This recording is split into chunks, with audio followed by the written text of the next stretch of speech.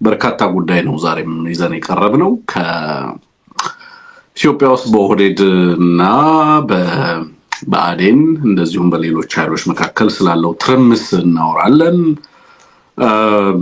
የምስራቅ አፍሪካን ቀጠና ጂኦግራፊ ሊቀይር የሚችል ውል መደረጉን በምስራቅ አፍሪካ ዛሬ በጅቡቲ፣ በሶማሊያ፣ በኬንያ እና በሌሎች አካባቢዎችም ቀጠናው ላይ በስፋት ሲወራ የዋለ ዜና አለ። እሱንም ወደ እናንተ እናደርሳለን። የቴዲ አፍሮ ጉዳይ አነጋጋሪነቱ ቀጥሏል ብቻ ሳይሆን ኦህዴድ ምላሽ እየሰጠ ነው። የኦህዴድን ምላሽ ደግሞ እየመዘን ነው፣ እየተመለከትን ነው።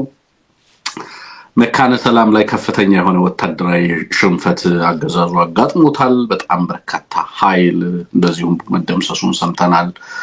እጅግ ግራፊክ የሆኑ ምስሎች ደርሰውናል፣ ቪዲዮዎች ደርሰውናል። እነሱን ለአድማጭ ተመልካቾች ማሳየት አንችልም። አድማጭ ተመልካቾቹም ቢፈቅዱልን ዩቲዩብም ቢፈቅድልን ማሳየት እንቸገራለን። በጣም ግራፊክ ነው። በጣም አሳዛኝም ነው በእውነቱ። በጣም በርካታ ኃይል ነው በተለይ በአገዛዙ ኃይል እያለቀ ያለው።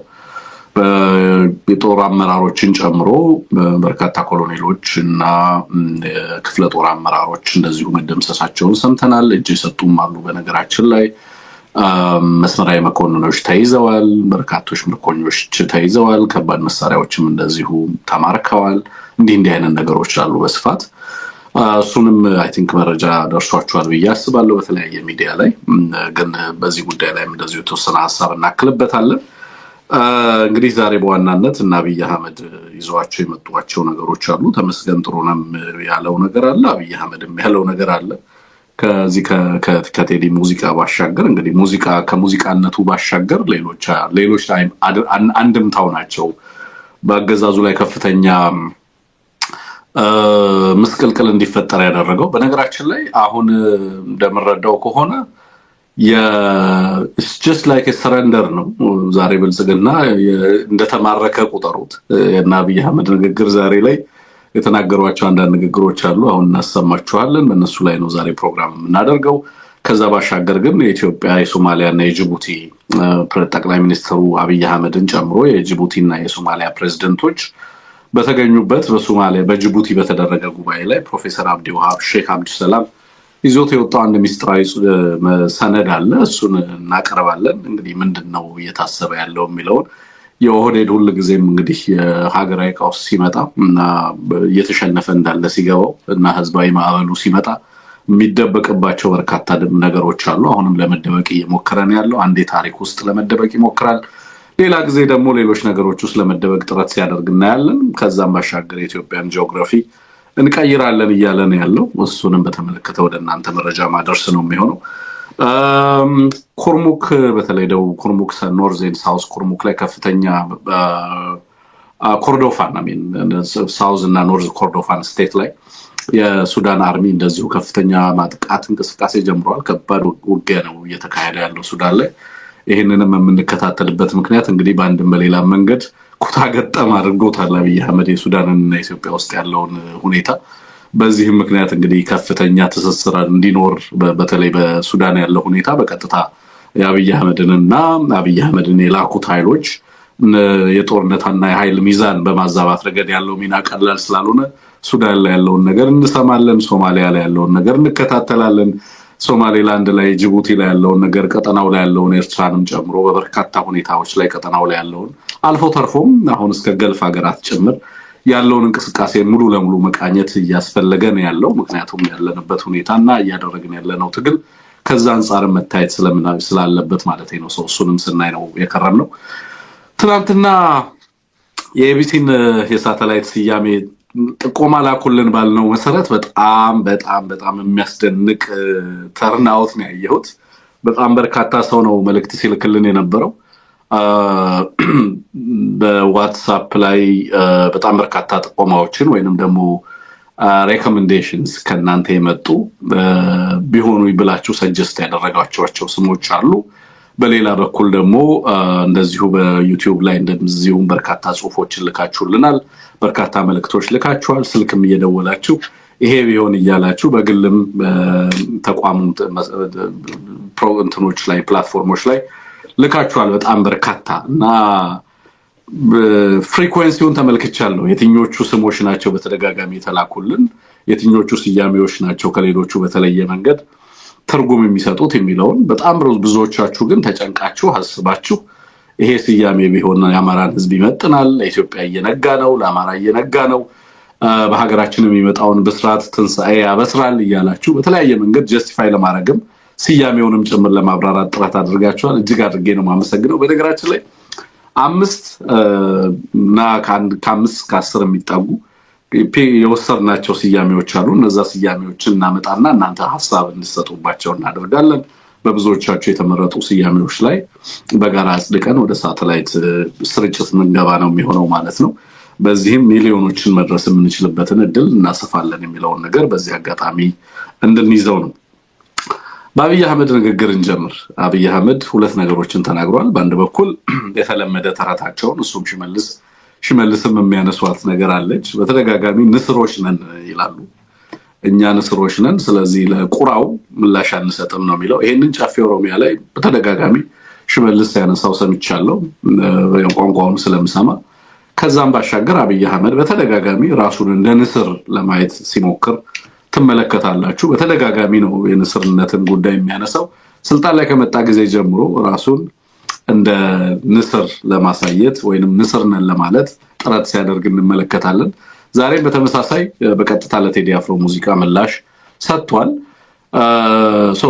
በምላሹም የቀሪውን የኢትዮጵያን ህዝብ በዚህ ሙዚቃና ሙዚቃውን ተከትሎ የነበረውን የህዝብ ምላሽ በተመለከተ የቁራጭ ውህት ሲል ነው ያጣጣለው በሌላ በኩል ራሱን ደግሞ እንደ ንስር ስለዚህ ንስር ቁራላችን ላይ ሆኖ ከላይ ጭንቅላታችንን እየመታ ቢሆን ለዛ ቁራ ምላሽ እንሰጣለን ወይ እኛ ቆሻሻ ቦታ ማንገኝ ከፍ ብለን እንበር የተመረጠን ንስሮች ነን ሲል ምላሽ ሰጥቷል ወይ በርግጥ ንስር ናቸው ወይ የሚለውን ነገር ለህዝብና ለታሪክ ፍርዱን እንተውና ታሪክን በተመለከተ ያነሳቸው ነገሮች አሉ የሄደበትን አካባቢ ወሊሶ አካባቢ ነው ያለው እዛ አካባቢ ላይ ሆኖ እንግዲህ ዛሬ አዲስ ሌላ ትርክት ያልሆነ ብዙዎቻችን የምናውቀው ከዚህ በፊት በተለይ አማራው በተደጋጋሚ ሲናገር የነበረው ኢትዮጵያውያን በተደጋጋሚ እንለው የነበረ ዛሬ ኦህዴዶች የቴዲ አፍሮን ሙዚቃ ካውንተር እናደርግበታለን ብለው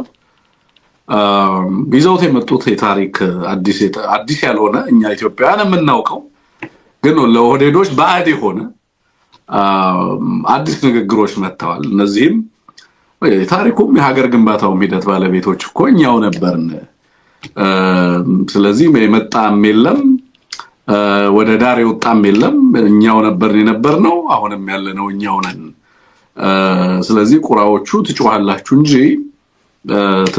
የትናንትም የሀገር ግንባታ ሂደቱ በእኛ ነው የተጀመረም መሐንዲሶቹም እኛው ኢንጂነሮቹም እኛው እያለ ነው አብይ አህመድ ስለዚህ ሄዶ የቱለማ ታሪክ ውስጥ ሄዶ የጥንታዊ አርበኛ የኦሮሞ ታሪክ ውስጥ ለመደበቅ እየሞከረ ነው ያለው በአንድ በኩል እንሰማዋለን በአንድ በኩል ኦህዴድ ከዚህ በፊት ሲል የነበረው በሀገር ግንባታ ሂደት ውስጥ ጨቋኞች በዝባዦች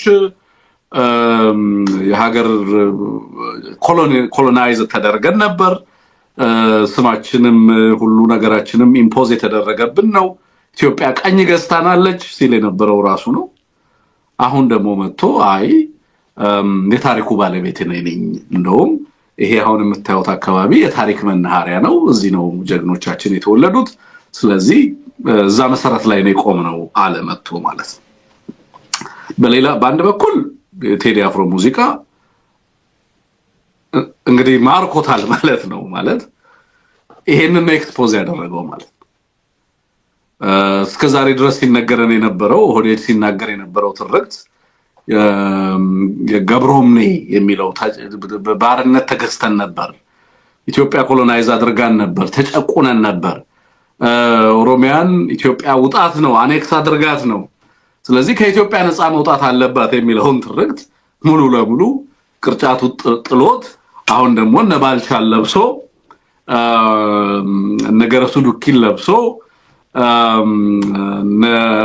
ሀብተ ጊዮርጊስ ዲነግዴን ለብሶ ሌሎቻችሁ እኮ የላችሁም በታሪክ ውስጥም የነበርነው እኛ ነን እያለ ነው የመጣው እዚህ ሰጣ ገባ ውስጥ የታሪክ ሽሚያ ውስጥ አንገባም ምክንያቱም የቆምንበትን ወለል ስለምናቀው ያምናለሁ ለኢትዮጵያውያንም የሚመጥን ዲቤት ነው ብያላምንም በእውነት የኢትዮጵያ ህዝብ ታሪክን በተመለከተ አርበኝነትንና ጀግንነትን በተመለከተ ለማንም አካል ምላሽ መስጠት ያለበት ህዝብ ነው ብያላስበው ኦኬ የቆመበት ምዕራፍ በራሱ የሚናገር ነው ሰው በዚህ ጉዳይ ላይ ምንም አንልም ማለቴ ነው እናንተ ነበራችሁ እኛ አልነበርንም ምናምን የሚለውም just ምንም ቢል ምንም ቁም ነገር አድርገን ለዛ ምላሽ አንሰጥ ማለቴ ነው ሶ የታሪክ ኮንቴስቴሽን ውስጥ አንገባም የታሪክ ሽሚያ ውስጥ መቀራመት ውስጥ አንገባም ማለቴ ነው ግን ፋክቱን እናወራለን እና ቅጥፈቱን እናጋልጣለን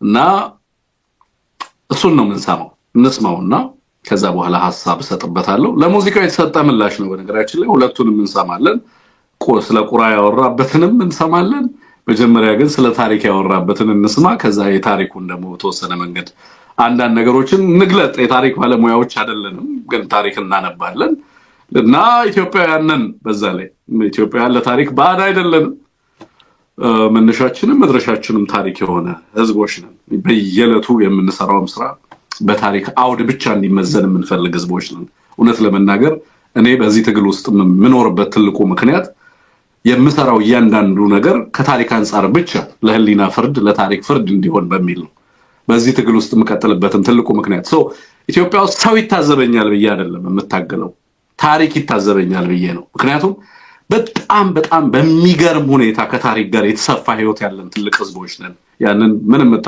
ሰው እያንዳንዱም ሰው ለዛ ለምሳሌ ይሄ የብልጽግና ስብስብ ራሱን በታሪክ ውስጥ ቢያየው ምን ሆኖ ነው የሚያየው የሚለው ነገር የሚያስደነግጠኝም ለዛ አንዳንድ ከዚህ አገዛዝ ጋር የተጣለሉ ሰዎች ነገ ለራሳቸውና ለምሳሌ አሁን ሰሞኑን እጅ ሰጡ ምናምን የሚባሉ ግለሰቦች ምንድነው የሚያወሩት ነገ ታሪካቸው ምን እንደሚሆን ያውቃሉ ወይምለውም ለዛ ነው ስለሚያስደነግጥም ነው በእውነት ከዚህ ስብስብ ጋር አብሮ መሰለፍ በራሱ በታሪክ ውስጥ ምን ሊያስከትል እንደሚችል ስለመገመትም ጭምር ማለቴ ነው anyway ያነሳቸው ነገሮች እንስማ አጫውት ከባቢ ታሪክ አካባቢ ነው ኢትዮጵያን እንደ ኢትዮጵያ እየሰሩ ኢትዮጵያን እንደ ኢትዮጵያ ያቆሙ ለኢትዮጵያ ደማቸውን ያፈሰሱ አጥንታቸውን የከሰከሱ የጀግንነት ልክ የሆኑ የኢትዮጵያዊነት ልክ የሆኑ የኢትዮጵያዊነት መገለጫ የሆኑ ጀግኖች የፈሩት እዚህ አካባቢ ከሞላ ጎደል የኢትዮጵያ ጀግኖች መናኸሪያ ቢባል ምንም አያሳፍም ለምሳሌ የመጀመሪያው መከላከያ ሚኒስቴር ሀብቴ አባመላ አገራቸው እዚህ ነው የመጀመሪያውን የአድዋ ውጊያ ላይ ጦሩን የመራው የጦር ቺፍ ኦፍ ስታፍ ገበየሁ ጉርሙ አገሩ እዚህ ነው ገበየሁ ሲሞት የተካው ባልቻ ሳፎ አባነፍሶ አገሩ እዚህ ነው በኋላ ምናቃቸው እነ ሙልጌታ ቡሊ እነ ጃጋማ ኬሎ አገራቸው እዚህ ነው ሙልጌታ ቡሊ ሆለታ ላይ መታሰቢያ ማሰልጠኛ ተቋም ያለው ማለት ነው እነ ከቤ ቡዝነሽ ጣሊያንን በማሰቃየት የሚታወቁ ይበቃል ሶ እንግዲህ አሁን ጉብ መጣ ማለት ነው የኢትዮጵያ ህዝብ ማዕበል መጣ ማዕበሉ ሲመጣ ኦህዴድ ጭቆና ውስጥ ነበርኩ ሲል የነበረው ኦህዴድ ጃራበራ ጃራ ተኮፍ ኦል ነው የሚለው ከአንድ መቶ ዓመታት በላይ በጭቆና ውስጥ ነበርኩኝ ገብሮም ኔራ በኢትዮጵያ ኢምፓየር ናት ተጭናብናለች ባህላችንን እሴታችንን አጥፍታለች ቋንቋችን ባህላችን ሃይማኖታችን ሁሉ ነገር ከሷ የተቀዳ ነው የኛን ማንነት ደምስሳለች ነው ለቅሶ ነው የምታውቁት የኦህዴድ ሙሉ ትርክቱ የታሪክ ሰለባ ነኝ ተጨቆኛለሁ ማርጂናላይዝ ተደርጌያለሁ በሀገሪቱ ውስጥ እኔና ላይም ታሪክ ውስጥ የለሁም መልኬና ላይም ኢትዮጵያ ኢምፖዚሽን ነች በጨለንቆ እንደዚህ ጡት ተቆርጧል በምንድነው ደግሞ ጨለንቆና ይሄ በአርሲ ደግሞ የሚነሳል የጨለንቆና የአርሲ ታሪክ ይነሳል እነዚህ አካባቢዎች ላይ እንደዚህ አይነት ነገር ደርሶብናል በተለያዩ አካባቢዎች ላይም በሆኑት ነገሮች እንደዚሁ ከፍተኛ ጥቃት አስተናግደናል ስለዚህ የኛና የኢትዮጵያ ግንኙነት የኮሎኒያል ግንኙነት ነው። ሀገሪቱ ቀኝ ገዝታናለች። ሀገር ኦሮሚያን ነባር ሀገር ሉዓላዊ የነበረችዋን ሀገር ሉዓላዊነቷን ጥሳ ኢትዮጵያ ሙሉ ለሙሉ ውጣታለች የሚል ትርክት ነው ሲያንጸባርቁ፣ ሲጽፉ፣ ሲያስተጋቡ በሁሉም ነገር ሲነገር የነበረው። ወደ ስልጣንም ከተመጣ በኋላ ህገ መንግስቱም ኤቭሪቲንግ ያንን ታሳቢ ያደረገ፣ በዚህም ጨቋኙ ማህበረሰብ ጨቋኝ የተባለውም ህዝብ እንደዚሁ ተለይቶ አማራ ነው ተብሎ ጭቆናውም ምኑም ለዚህ ህዝብ ተሰጥቶ እቺን ሀገር በመስራት ሂደት ውስጥ ሁሉ ሀገሪቱን የነበራትን በሀገሪቱ ታሪክ ውስጥ ለደረሱ ሁሉ ጥፋቶች ተብለው ለሚነሱ ነገሮች ሁሉ የዛ ተጠያቂ ባለቤት ተብሎ ደግሞ የተፈረጀው የአማራ ህዝብ ተደርጎ ከዛ ውጪ ለምሳሌ እና አዲስ አበባንም የሰፋሪዎች ሴትለሮች መተው ከነባሩ ህዝብ እንደቀሙት ተደርጎ ነው የሚቀርበው። ታሪኩ በዛ መንገድ ተከልሶ ተበርዞ እውነተኛው የኢትዮጵያ ታሪክ የህዝቦቿ ታሪክ ሙሉ ለሙሉ ተደምስሶ በዚህም ስልጣን የሚገባን እኛ ነን፣ ከኛ ውጪ ባለቤት የላትም አዲስ አበባም፣ ኢትዮጵያም ከኛ ውጪ ባለቤት የላትም። ስለዚህ አሁን ያንን የተዛባ የታሪክ ትርክት ቀይረን አሃዳይቷን ኢትዮጵያ ቀብረናታል፣ ጠላቶቻችንን ሰብረናቸዋል ነበር። ያው በፓርላማም ጨብሰኔት ሳንጨብሲኔ ነው የሚለው እንትና በተደጋጋሚ ይሄ ማን ነው ሽመልስ አብዲሳ የሚባለው ግለሰብ ያልቅሱ ሀገሩንም ስልጣኑንም ነጥቀናቸዋል፣ እኛ ሆነ የጋፊ አባቢዩ ማን የሀገር ባለቤትነትን ጥያቄ መልሰናል፣ ከዚህ በኋላ ሴትለሮችን ከዚህም ከዛም ካሉበት ቦታ የማጽዳት ስራ ነው የሚቀረን ያሉ ያንን ፕሮጀክት ኢትዮጵያ ይሄንን ሀገሪቱን ድጋሚ ዲኮንስትራክት አድርጎ እንግዲህ በአዲስ መንገድ ሪዲፋይን አድርጎ ሪኮንስትራክት ለማድረግ አዲስ መልክ፣ አዲስ ስም፣ አዲስ ቅርጽ፣ አዲስ ይዘት ለመስጠት የሚደረገው ጥረት ውስጥ ነው። እንግዲህ በዚህ ሂደት ውስጥ አንፊኒሽድ ፕሮጀክቱ የሙሉ ለሙሉ ደምስሰን የትናንትናውን ታሪኩን፣ ባህሉን፣ እሴቱን ዛሬ ደግሞ አዲስ ነገር መስራት አለብን ተብሎ ነው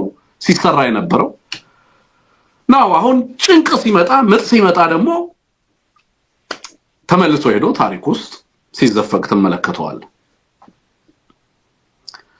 እዚህ ጋር አሁን እነ ፊታውራሪ ገበየውን ያነሳል፣ እነ ሙሉጌታ ቡሊን ያነሳል፣ ሜጀር ጀነራል ሙሉጌታ ቡሊን፣ ሌሎችም እነ በቀለ ወያነ፣ እነ ገረሱ ዱኪን። ለማን ነው የሚነግረው? ለኢትዮጵያ ህዝብ ነው የሚነግረው ስለነሱ ጀግንነት።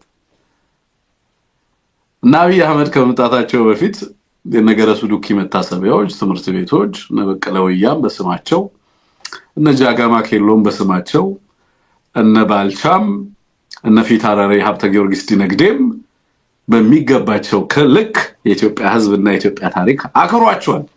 አልሰሙም። እነሱ የጣሉትን ነው ኢትዮጵያ ያከበረችው።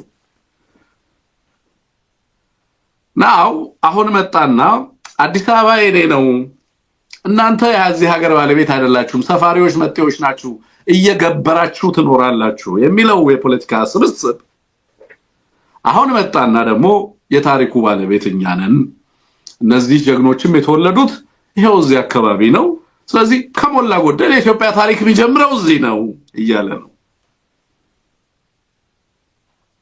አሁን በዚህ እንሻማለን ወይ? በእነዚህ አባቶች ጀግንነት እኛ እንከራከራለን ወይ? እንደ ኢትዮጵያዊ አንከራከርም።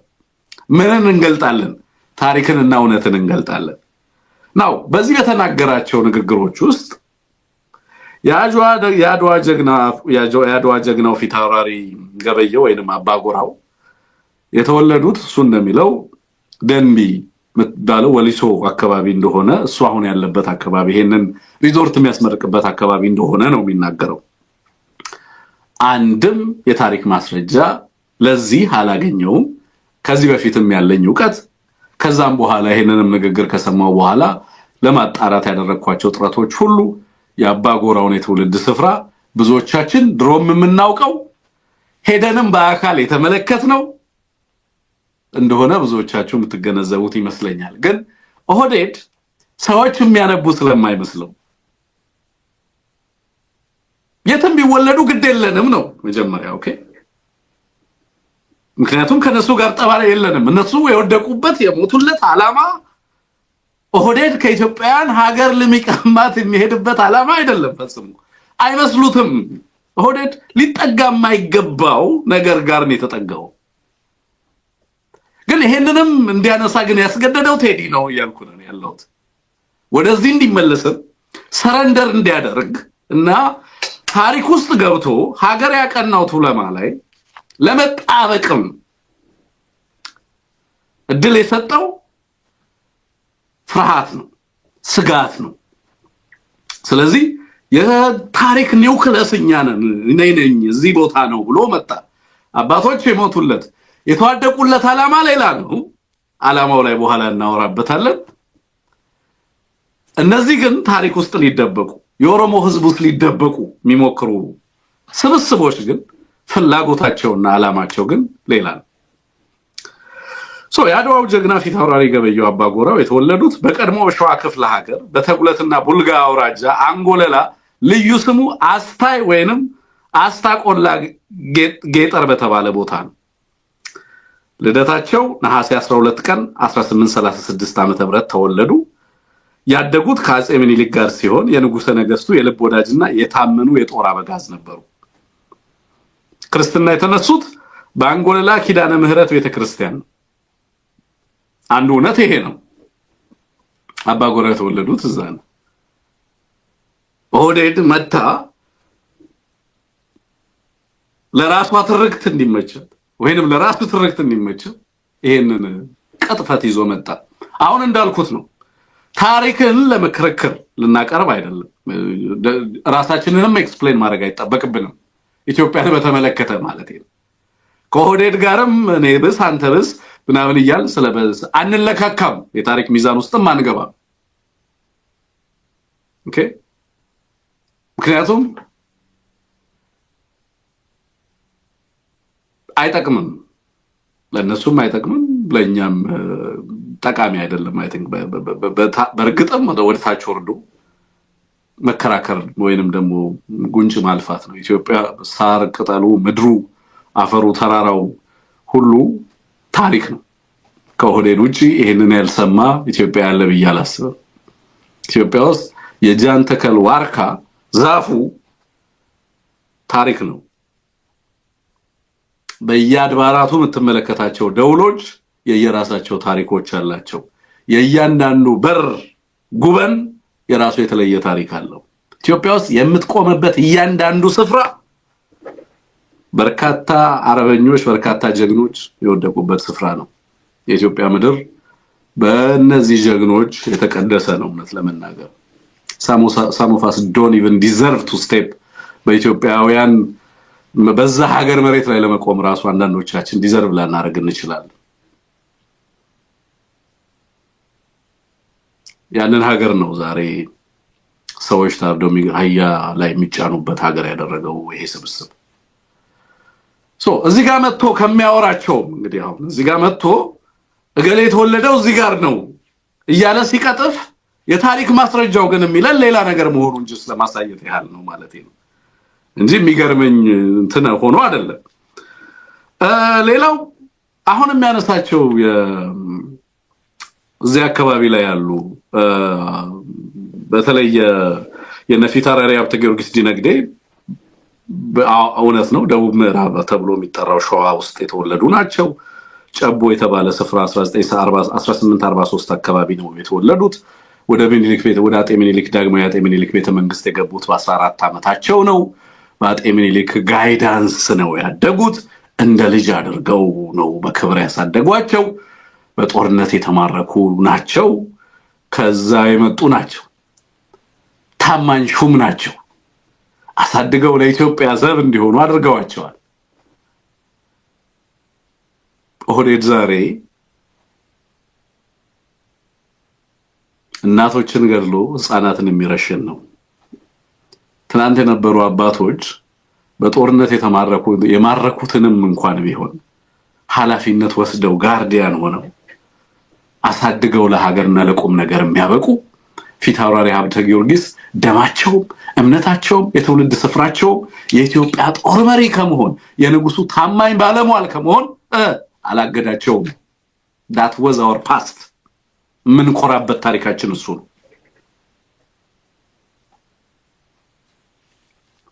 ኦህዴድ ጨለንቆ ላይ ጡት ቆረጣችሁ አማራዎች እያለ ሐውልት ይሰራል። ዛሬ ታሪክ ውስጥ ደግሞ ገብቶ አይ ጦርነቱን የመሩት እኮ እንግዲህ ታሪክ ካላችሁ የመራነው ደግሞ እኛ ነበርን ጀነራሎቹ ብሎ መጣ።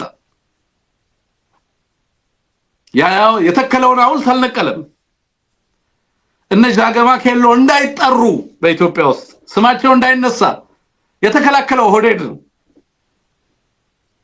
የቱለማ ጀግኖች ስማቸው እንዳይነሳ ነውር እንዲሆን እነ ጎበናን መጥቀስ በኢትዮጵያ ታሪክ ውስጥ ዋና አጥብቆ የሰራው ኦህዴድ ነው።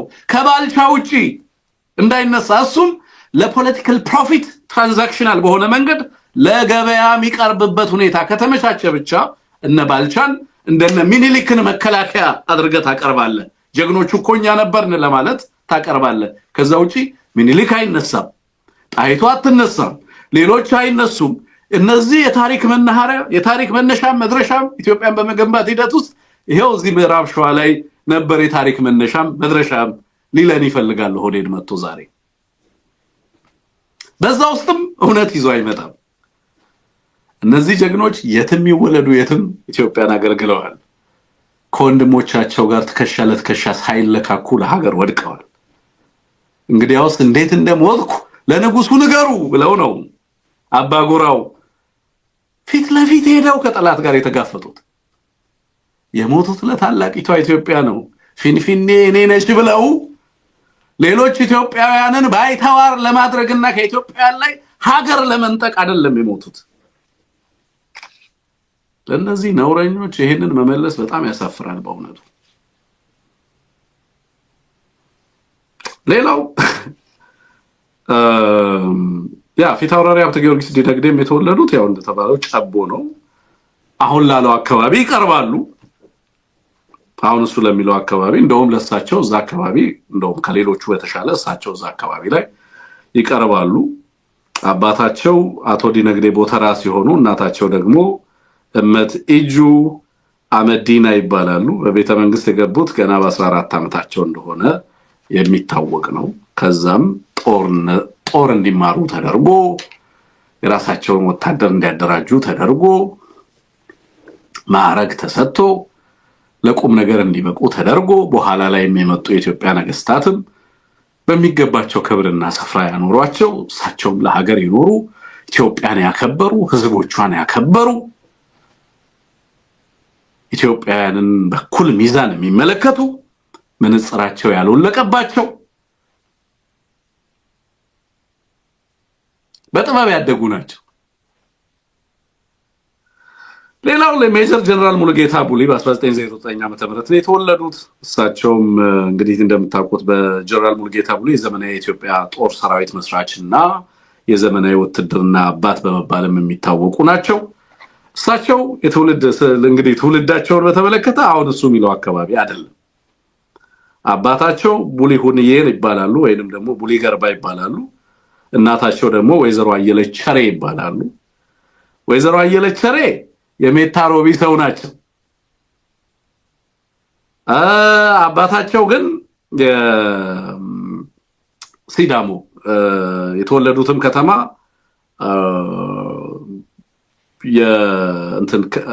ሀገረ ሰላም ተብሎ የሚጠራ አሁን ሁላ ተብሎ የሚጠራ አካባቢ ሲዳማ ውስጥ ነው የተወለዱት።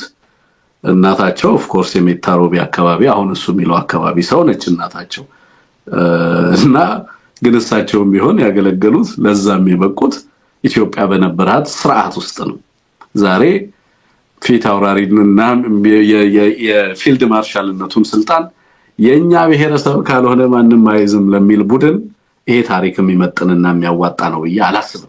በእኔ እምነት አዲስ አበባ የኔ ነች ለሚል ቡድን የሚመጥን ታሪክ አይደለም። ይሄ አብሮ ሁለቱ አብሮ ሊሄድ የሚችል አይደለም። እዚህ ውስጥ ለመደበቅ መሞከር ዝም ብሎ ትርፉ ኪሳራ ነው የሚሆነው።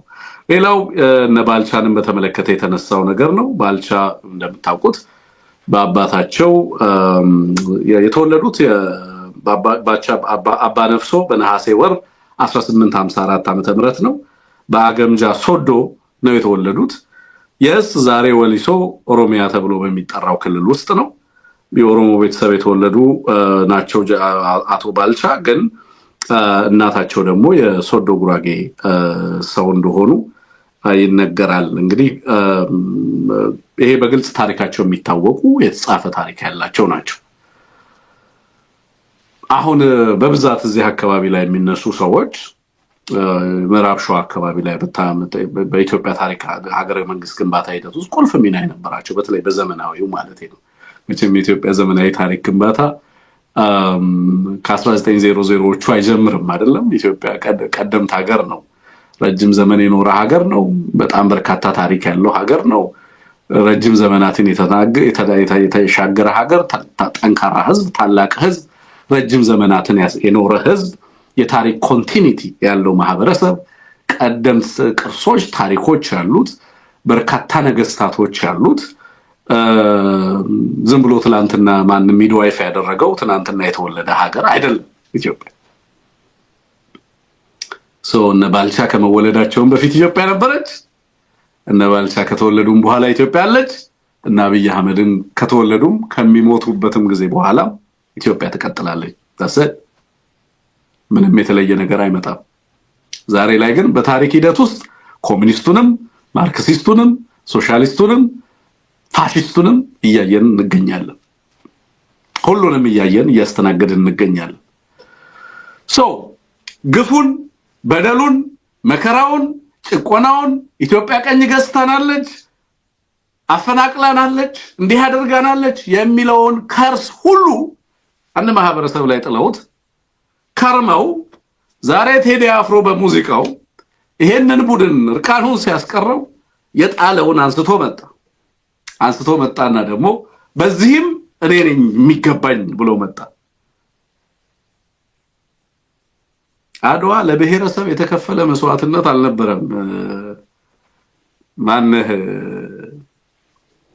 እንግዲህ ለሆዴድ ሰዎች ተድርሷቸው ለአንድ ብሔር የበላይነት ለፊንፊኔ ኬኛ አይዲዮሎጂና ማኒፌስቶ የተከፈለ መስዋዕትነት አይደለም። ሕያው መስዋዕትነቱ ከኢትዮጵያውያን አልፎ ለጥቁር ህዝቦች ሁሉ የሚያስተጋባ ዘመን የተሻገረ የዘመናት አኩሪ ድል ነው። አንዳንዶቻችን አሁንም ይሄንን ባህልና ታሪክ ለመዘከርም የምንበቃ አይደለንም። እውነት ለመናገር ትልቅነቱ የታሪክ ግዝፈቱ ብዙዎቻችን ከምንረዳውና ከምንገምተው ከምንገልጠውና ከምንጽፈውም በላይ ነው። ተምሳሌትነቱ አድዋ በዛ ውስጥ ባልቻን ፈልገህ አምጥተህ የትውልድ ቦታቸውን አምጥተህ ወስደህ ከዛ በኋላ የታሪኩ ባለቤት እኔ ነኝ ለሚል ትንሽ ስብስብ ምላሽ መስጠት አያስፈልግም የምለው ለዛ።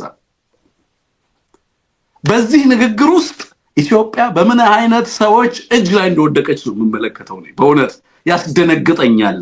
ይሄንን የሚናገረው ሰው የኢትዮጵያ ጠቅላይ ሚኒስትር ነው የሚለውን ለማሰብ ይቸግራል።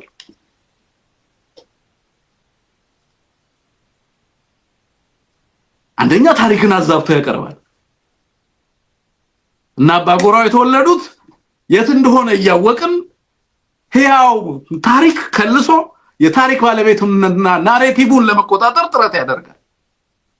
በሌላ በኩል ደግሞ ኢትዮጵያ ሞታለች የትናንቷ ኢትዮጵያ ብሎ ዘፈን 10 ሚሊዮን ብር ከፍሎ 10 ሚሊዮን ለአንዳንዱ ዘፋኝ ሰጥቶ እሱን ዘፈን ዝፈኑልኝ ብሎ ፔድ ፕሮሞሽን አድርጎ ዩቲዩብ ላይ ዘፈን ያዘፍናል።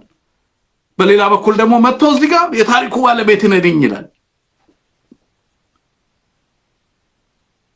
እንደዚህ አይነት ክለሳ በታሪክ ውስጥ እኔ ተመልክቼ ሰምቼ ማላውቅ።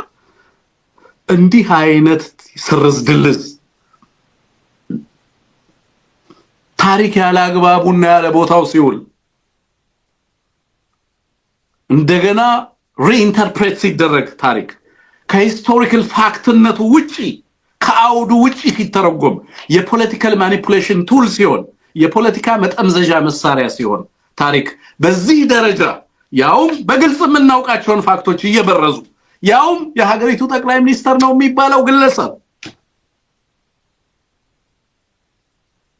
ሙሉጌታ ቡሌ የተወለዱት ሀገረ ሰላም ነው። እሱ ቢለው አካባቢ አይደለም።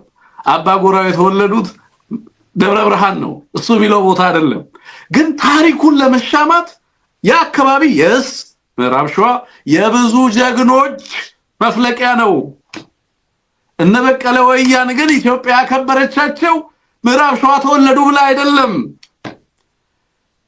ከብልጽግና ጋር እኮ ለመነጋገር ነው የተቸገርነው ከዚህ ትብስብ ጋር ፈጽሞ ሰዎች በሚያስቡበት መንገድ የሚያስብ ስብስብ አይደለም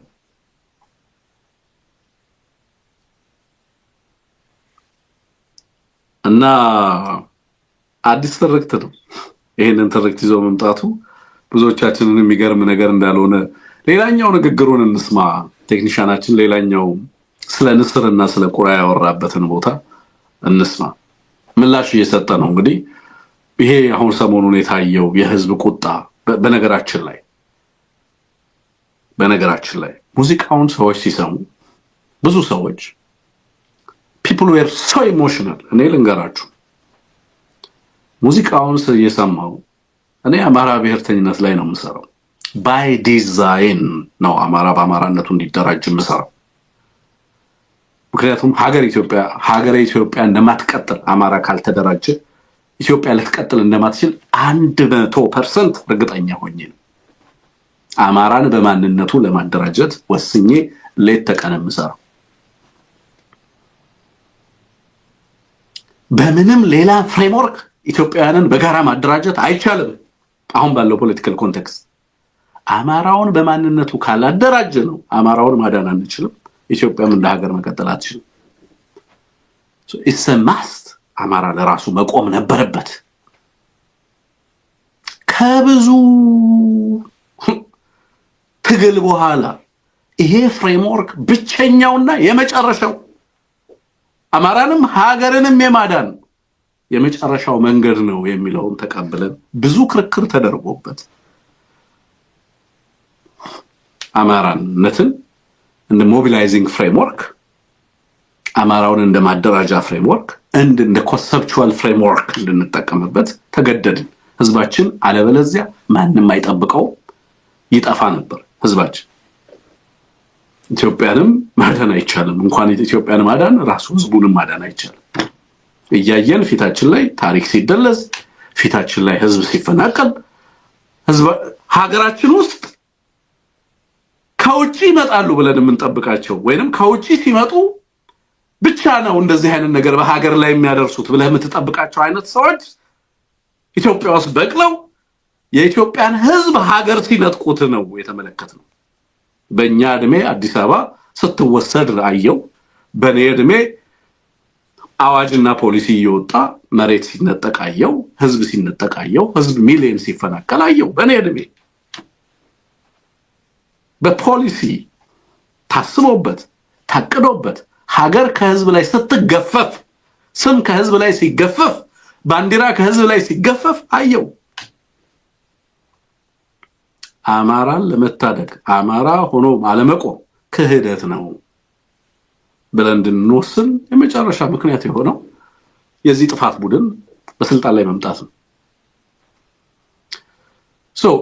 ይሄ ቡድን በስልጣን ላይ መጥቶ ያደረጋቸውንና ያደረሰ ያለውን ጥፋት ተመልክቶ የኢትዮጵያ ህዝብ በእንደዚህ አይነት ቁዘማ እጅግ አስቸጋሪ ለትግል እንዲሆንብን ካደረገው ነገር አንዱ ይሄ ኃይል ከውጭ የመጣ ወራሪ ኃይል አለመሆኑ ከማህበረሰባችን ውስጥ የበቀለ መሆኑ አዳጋች እንዲሆን ያደረገው ባይዘወይ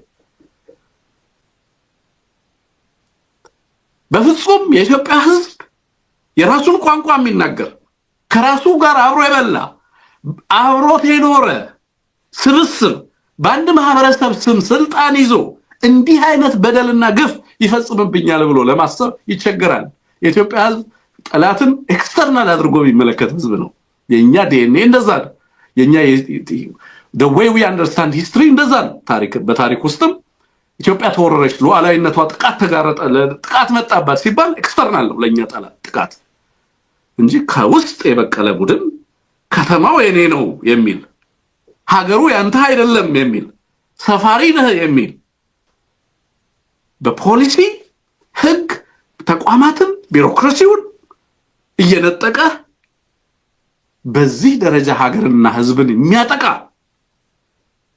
ህዝቦቿን ታሪኳን የሚጠየፍ ባንዲራውን ፈጽሞ እንዳላይ እያለ የኢትዮጵያን ህዝብ ትዝታ የወል ትዝታ ለመፋቅ የታተረ ቡድን በአጭር ጊዜ ፈጣን ጥፋት እንፈጽም ብሎ የተነሳ ቡድን ለማግኘት ይቸገራል። የቴዲ አፍሮ ሙዚቃ ሲመጣ ብዙዎቻችን we were so emotional። በተለይ ደግሞ ከዚህ በፊት ያማራው ህዝብ በጣም በርካታ በዚህ ጉዳይ ላይ ሀገር እየጠፋች ነው፣ እየሞተች ነው፣ ህዝብ እያለቀ ነው፣ የሚደረገው ነገር ዞሮ ዞሮ ከአማራን ከማጥፋት የተሻገረ ፕሮጀክት ነው፣ እባካችሁ ኢትዮጵያውያን አብረን ተባብረን እንቁምና ሀገር እናድን የሚለው የአማራ ጥሪ ትምክተኛው ነፍጠኛው አሃዳዊነትን እንትንን እኛ ላይ ሊጭን እየተባለ በጣም በርካታ ጥቃት ሲያስተናግድ ነበር የነበረው ህዝቡ እንደ ህዝብ ማለት ነው። ይቅርታ ላይት ላስተካክል። እንደዛ አይነት ነገር ነበር የነበረው። ሙዚቃው ሲወጣ ብዙ ሰዎች ኢሞሽናል ሆነዋል። ኢሞሽናል ብቻ እናቶች፣ አባቶች፣ በሀገር ውስጥ ያለው በስደት ያለው አብዛኛው ሰው ሙዚቃውን ሲሰማ በተለየ ስሜት ውስጥ ሆኖ ነው። በጣም በርካታ ሰዎች ሲደውሉልኝም ሆነ ሙዚቃውን ከሰሙ በኋላ የሰማቸውን ስሜት ሲያጋሩን እያለቀሱ ምናምን ነው መልእክት የሚልኩት የነበረው። በነገራችን ላይ ተራያ ስሜት አልነበረም። በእውነት ነው የምላችሁ።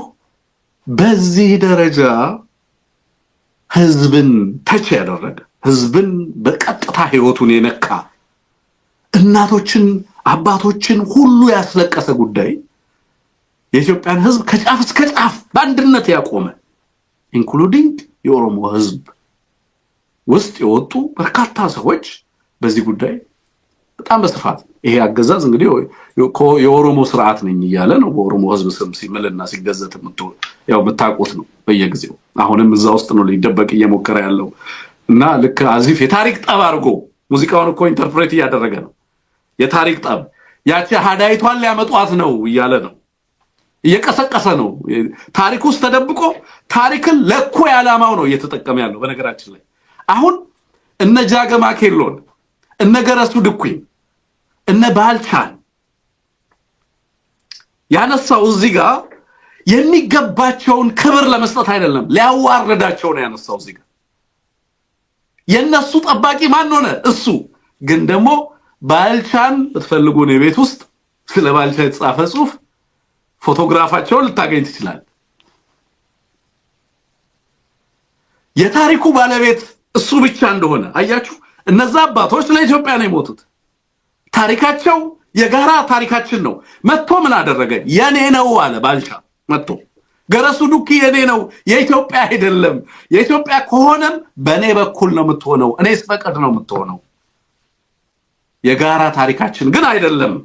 እኛ ነበርን ያድዋውን ባለቤት፣ እኛ ነበርን የአዲስ አበባውን ባለቤት። ስለዚህ አሁንም ያለው ስልጣን ለኛ ነው የሚገባው ለማለት ነው ይሄንን ታሪክ ይዞ የመጣው።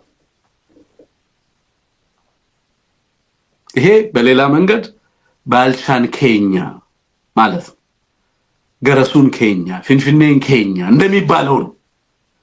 እዚህ ጋር ሲያነሳው እሱ እያከበራቸው አይደለም እነዚህን ግዙፍ አባቶች፣ ሊያረክስ ነው የሚያነሳው ለራሱ እኩይ ዓላማ። አክብሯቸው ልክ እኛ እንደጣልናቸው።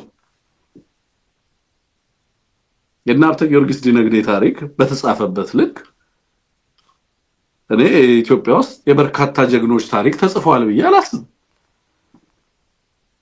እና አባጎራውን በተመለከተ አማራ ከቀኔውም ከዘፈኑም ከሰርጉም አለያቸው።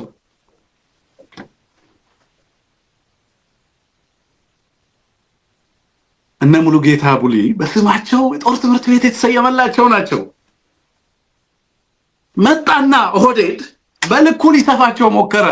የኢትዮጵያ ህዝብ የጋራ ታሪክ የጋራ ጀግኖቹን የራሱ አድርጎ በዚህም ምክንያት ስልጣን የሚገባኝ እኔ ነኝ ለማለት ነው ወደዚህ ታሪካዊ እንትን ውስጥ የወረደው። በፊት የመጣ ወደ ስልጣን ተጨቁኛለሁ ብሎ ነው። አሁን ደግሞ ሀገር መስራች ነበርኳል። ተጨቁኛለሁ፣ ማርጂናላይዝድ ነበርኩ፣ ስለዚህ ስልጣን የሚገባው ለኔ ነው አለ።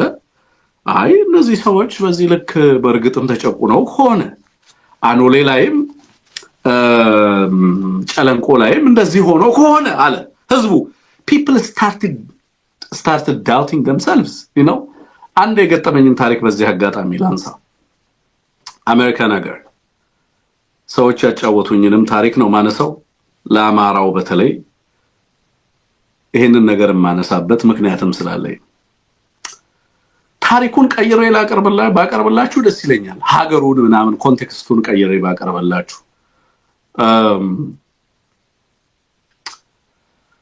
ሰሞኑን አንድ ጓደኛዬ ያጫወተኝን ታሪክ ላንሳላችሁ። በዚህ አጋጣሚ አንዲት እህት ትሬን ውስጥ ተዋወቁ። እሱ ትልቅ ተቋም የሚሰራ ነው። እንግዲህ አሜሪካ ነገር ነው። ትልቅ ተቋም ውስጥ የሚሰራ ነው። ተገናኙ። አጋጣሚ ሆኖ ኤቢሲን ይከታተላል። ቴሌቪዥናችንን ያያል እና አማራ በአማራነቱ መደራጀቱ ተገቢ ነው ብሎ የአማራ ተቋማትን መከታተል ከጀመረ በጣም አጭር ጊዜ ሆኖ በፊት አማራ ማለት ትንሽ የሚከብደው አይነት ሰው ነው፣ ወደ ታች መውረድ ነው ተብሎ በተደጋግሞ ስለተነገረው በእርግጥም ወደ ታች መውረድ ይሁን ብሎ በኋላ ላይ ግን አመዛዝኖ አይ ለዚህ ህዝብ መቆም አለብን፣ በቃ አማራዎች ነን፣ አማራ ሆነን መቆም አለብን፣ የሚመጣውን ነገር መጋፈጥ አለብን፣ ከዛ ውጪ ፈሪዎች ነን ማለት ነው፣ ወገናችን እያለቀ ከወገናችን ጋር አዎነን ችግር አለ ብለን ለመጋፈጥ ካልመጣን በእርግጥም ፈሪዎች ነን ማለት ነው ብሎ አማራ ሆኖ ያው አማራ ነው በፊትም እንዳልኩት አማራ ለመሆን ዳግም መወለድ ያስፈልጋል ብለላለው ነው ብዙ ጊዜ በእውቀት መወለድ ያስፈልጋል። ራስን መሆን ነው አማራ መሆን ማለት ከኢትዮጵያ መፋታት ማለት አይደለም።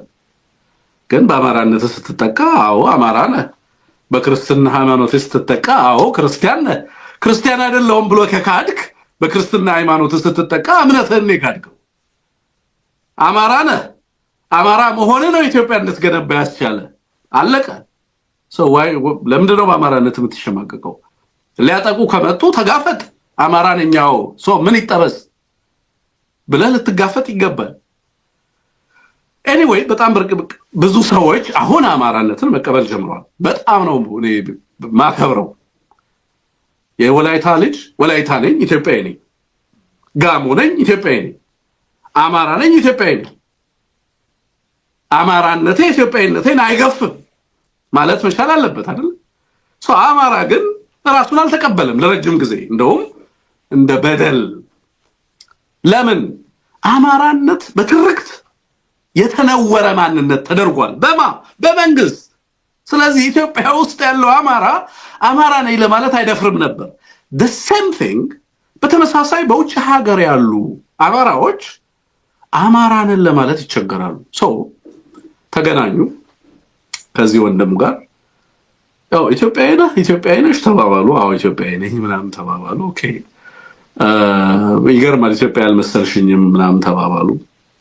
በኋላ ላይ አባቷ ኢትዮጵያን በትልልቅ ማዕረግ አገልግለዋል፣ በትልልቅ ኃላፊነቶች። አሁንም ለሚዲያ ስላላነሳው በምን ቦታ እንዳገለገሉ አባቴ 87 ዓመት ሰው ነው አለችው። የአማራ ተወላጅ ናቸው እና እኔ ውጭ ሀገር ነው ያደግኩት፣ ኢትዮጵያ ውስጥ ስላለው ነገር እስኪ ንገረኝ። ቆይ አማራ የሚባለው ህዝብ በእርግጥ ህዝቦችን ኢትዮጵያውያንን ጨቁኗል ወይ? አባቴ አሁን በአማራው ህዝብ ላይ በሚደርሰው ነገር ይታመማል፣ ያለቅሳል እና ጤናው በጣም አደጋ ውስጥ ነው ያለው። አማራ ላይ እየደረሰ ባለው ነገር ይታመማል፣ ህዝባችንን ሳንጠብቅ ይላል እና በእርግጥ የአማራ ህዝብ እንደዚህ አይነት ህዝብ ነው ወይ? በሌሎች ላይ ግፍ አድርሷል ወይ አለችኝ። በኋላ ላይ ምናልባት ይሄን ፕሮግራም እያየሽ ሊሆን ይችላል። እሷ ለማስተማሪያ ያህል ነው ያነሳሁት ይሄን ፕሮግራም እዚህ ጋር ያመጣሁት፣ ምንም ስላልጠቀስኩኝ ማለት ነው። አሁን ኤቢሲን ማየት ጀምራለች። በዚህ አጋጣሚ ተመሳሳይ ሌላ ስቴት ሄድኩኝ። አንድ የአማራ ተወላጅ ሰው አገኘው። ልጁ ትምህርት ቤት ሌሎች ኢትዮጵያውያን የየራሳቸውን ባንዲራ ይዘው የባህል ቀናቸውን ያከብራሉ። የሌሎች ኢትዮጵያ የሆነው የትግራይ የኦሮሚያ ምናምን ልጆች የራሳቸውን ምናምን ነገር ይዘው ካልቸራል እንትን ያከብራሉ። ልጁ መጣችና ቤት አባቴ ያለች ወይ እኛ ምንድነን ኢትዮጵያ ውስጥ አለችው። እኛ ኢትዮጵያዊ ነን አለ። አይ ኢትዮጵያዊ ነን፣ ሌሎቹም እኮ ኢትዮጵያዊ ናቸው፣ ግን እነሱ የየራሳቸው ባህል አላቸው። እኛስ ምንድነን ስትለው እኛማ አማራ ነን አልኳት አለ። ከዛ ልጁ አባቷን አኮረፈችው። እንዴ አማራ እኮ እዛ ኢትዮጵያ ውስጥ ብዙ ነገር እያደረገ እንደሆነ ጓደኞቼ ይነግሩኛል። የሌላ ብሔረሰቦቹ ተወላጆች አማራ እዛ ብዙ ነገር የሚያደርግ ህዝብ እንደሆነ ነው የሚነግሩኝ። ኦኬ ትርክቱ አማራ ጨቋኝ ነው በዳይ ነው የሚለው ቪክቲሙን ማህበረሰብ ግፍ የሚደርስበትን ህዝብ ጨቋኝ አድርገው በሌላ መንገድ አስተምረው ራሳቸው የአማራ ልጆች ራሳቸውን እስኪጠራጠሩ ድረስ እንዲህ አይነት ነገር እንደሚሰራ ትመለከታላችሁ። አማራው ልጆቹ ላይ ባለመስራቱ፣ ወገኑ ላይ ባለመስራቱ፣ ስለራሱ ለማወቅ ጥረት ባለማድረጉ፣ ራሱን ዲፌንድ ባለማድረጉ፣ ባለመከላከሉ፣ ሐሰትና ቅጥፈት መሆኑን ባለመናገሩ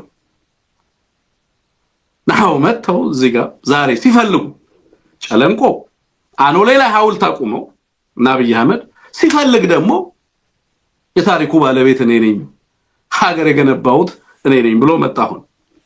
በፊትም ስንል የነበረው የእስ ሀገር የገነባው አንተ ምን ግን እኛ ምንን ሌሎችም ናቸው ኢትዮጵያውያን ናቸው ሀገር የገነቡት። ሀገሪቷ የህዝቦቿ ነች፣ የእናንተ የኦህዴድ ስብስብ አይደለችም የምንለው ለዛ ነው። እኩልነት ለሁሉም የተገባ ነው፣ ሀገር ለሁሉም የተገባ ነው የምንለው ለዛ ነው። አዲስ አበባም የኢትዮጵያውያን የገነቧት የአርኪቴክቶቹ የባለቤቶቹ ናት የምንለው ለዛ ነው። ታሪኩን እናውራ ከተባለ ስለነባር ህዝቦች እናውራ ከተባለ ሌላ ነው። እሱንም መከራከር እንችላለን። ታሪክ የዛሬ 100 ዓመት አይጀምርም። ሪግድ በሆነ ጌም ውስጥ ኦህዴድ አያሸንፍም። አሁንም ይዞ የመጣውን ይሄንን የታሪክ ክለሳ እርቃኑን ማስቀረት ያስፈልጋል እላችሁ ነው። ኤኒዌይ በሰጣው ምላሽ ግን ማንነቱ በግልጽ ይታያል እዚህ ውስጥ። ለዚህ ነው ይሄ ቡድን ኢትዮጵያን አይመጥንም የምንለው። አሁን በሚናገረው ንግግር ብቻ ትመዝነዋል። የኢትዮጵያን የጋራ ታሪክ አምጥቶ ኢትዮጵያን የገነቡ አድዋ ላይ የዘመቱት የኢትዮጵያው ጠቅላይ ሚኒስትር ነው። አድዋ ላይ የዘመቱት እና ከሁሉም በላይ የከፈሉት እንትን ጎሳዎች ናቸው የሚለው ሳድሊ ኢትዮጵያ በምን አይነት ሰዎች እንደተመራች ለምንድን ነው የማትነግሩት? ምን አይነት ጥበብ የነበራቸው፣ ምን አይነት መረዳት የነበራቸው፣ እንዴት ሀገርንና ህዝብን የሚመለከቱ መሪዎች የነበሯት ሀገር እንደነበረች፣ ህዝቦቿ ምን አይነት ህዝቦች እንደሆኑ መናገርና ማስረዳት አይ ቲንክ የተገባ ነው ብዬ ስለማስብ ነው። ኤኒዌይ ህዝቡ በዚህ ስሜት ውስጥ ሆኖ ሙዚቃውን ሰማው። አብይ አህመድ መጥቶ ለህዝቡ የሰጠውን ምላሽ ሰሙት። ኢቴልሲሁ ስለ ስርዓቱ ብዙ ነገር ስለሚነግረን ነው። ተመስገን ጥሩነህም አብይ አህመድም የተናገሩትን እንስማው። ከዚህ ጋር ተያይዞ የንስርና የቁራን ዝምድና ማየት ጠቃሚ ነው። ንስር በባህሪው አርቆ የሚያይ ብዙ ከለሮች የሚያይ በከፍታ የሚበር በከፍታ የሚመላለስ ከከፍታውም በከፍተኛ ርቀት አይቶ አልሞ አድኖ መብላት የሚችል በጣም ብርቱ የብዙ ጀግንነት የብዙ ብቃት መለኪያ ነው። ቁራ በአንጻሩ የቆሸሸ ቦታ የሚውል በመጮህ በማልቀስ አካባቢ ይበክል ባለበት አካባቢ ላይ ከሚበላውም ከሚረጨውም የተነሳ ብዙ የሚቆሹ ነገሮች የሚታዩበት የአዋፍ ዝርያ ነው። ይሄ የአዋፍ ዝርያ ከሌሎች የተለየ መንገድ ንስርን ይበቃል ሊፋለመው ይሞክራል። መቼ ንስር መጥቶ መሬት የሚያርፍበት ሰዓት የዛኛውን አስተያየቶች በተለያዩ አማራጮች ሲሰነዘሩ እንሰማለን። በአንድ በኩል እየመጣ ያለውን ለውጥ የሚያጣጥሉና የሚያናንቁ፣ በሌላ በኩል ደግሞ እየመጣ ያለውን ለውጥ ያመጣነው እኛንን ባለቤቶች እኛንን የሚሉ በሌላ በኩል እኛ ሁለቱንም ጥሩ ተመልካቾች ሁኑ፣ እናንተን በማስረዳት የምናጠፋው ጊዜ የለንም፣ ስራችንን እንቀጥላለን፣ እውነታውንና ፍርዱን ለኢትዮጵያ ሕዝብ ለጥሩ ተመልካቾችና እውነተኛ ፈራጆች እንተዋዋለን ነው መልሳችን። እነዚህ የሚገርሙ አስተያየቶች እና አስተያየት ሰጪዎች ጉዟችንን ለማደናቀፍ ተግባራዊ እንቅስቃሴ ውስጥ እስካልገቡ ድረስ ለበሬ የወለደ ፕሮፓጋንዳና አስተያየታቸው ጆሮ አንሰጥም። በቃ እንግዲህ ሁለት ነገር ነው ማለት ነው። አንደኛው መጥቶ ኦኬ ይሄንንም ጽሁፍ ታሳየናለህ ቴክኒሻናችን፣ አሁን እልክልህን ማለት ነው። ይሄኛው የሚለው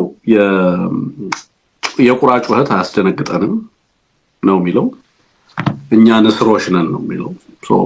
እነዚህ ቆሻሾች ናቸው ምናምን እያለ ነው፣ ቁራ ናቸው እያለ ነው።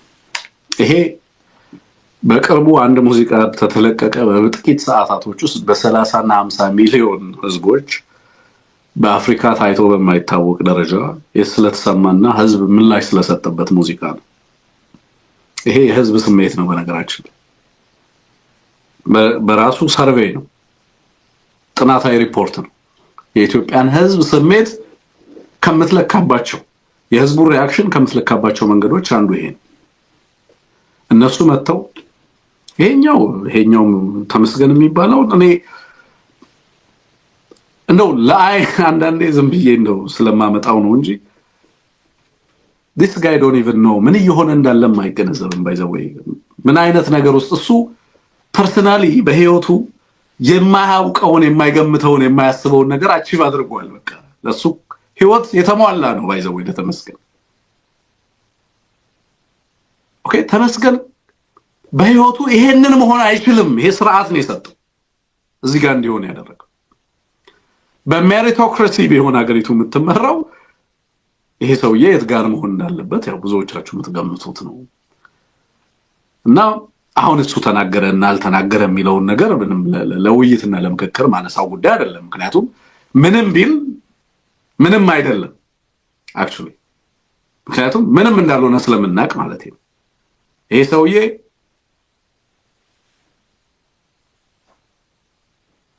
በምንም ጉዳይ ላይ ምንም ማለት አይችልም። በምንም ጉዳይ ላይ መወሰን አይችልም። ምን እየተካሄደ ዛሬ ከአደም ፋራ ጋር አብይ አህመድ እዛ ቦታ ላይ ሎጅ ሲያስመርቅ ምን እንዳወራ እንኳን ይሄ ሰውዬ ግንዛቤ የለውም። እንኳን ይሄ ሰውዬ ማን ነው የሚባለው የደህንነት መስሪያ ቤቱን የሚመራው ግለሰብ ምንም የሚያውቀው ነገር የለም። because እኚህ ሰዎች ምንም አይደሉም ማለት ነው። እነዚህ በአብይ አህመድ ፌቨር እዛ ቦታ ላይ ያሉ ሰዎች ናቸው።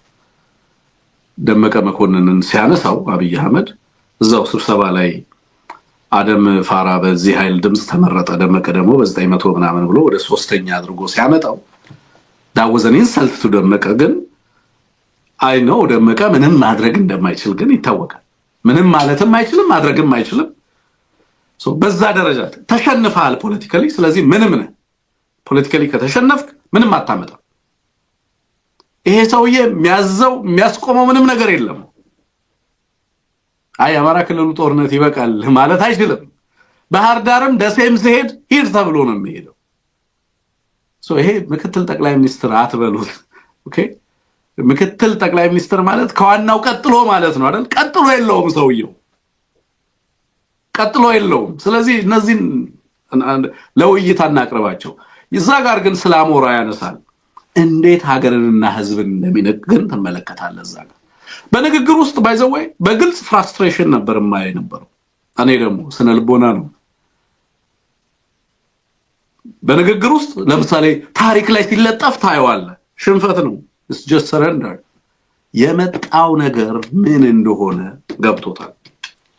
ፓኒክ ሲያደርግ ወደ ክፍለ ሀገር ይሄዳል። ከዛ የስንዴ ማሳ ውስጥ ሆኖ መናገር የሚፈልገውን ነገር ይናገራል።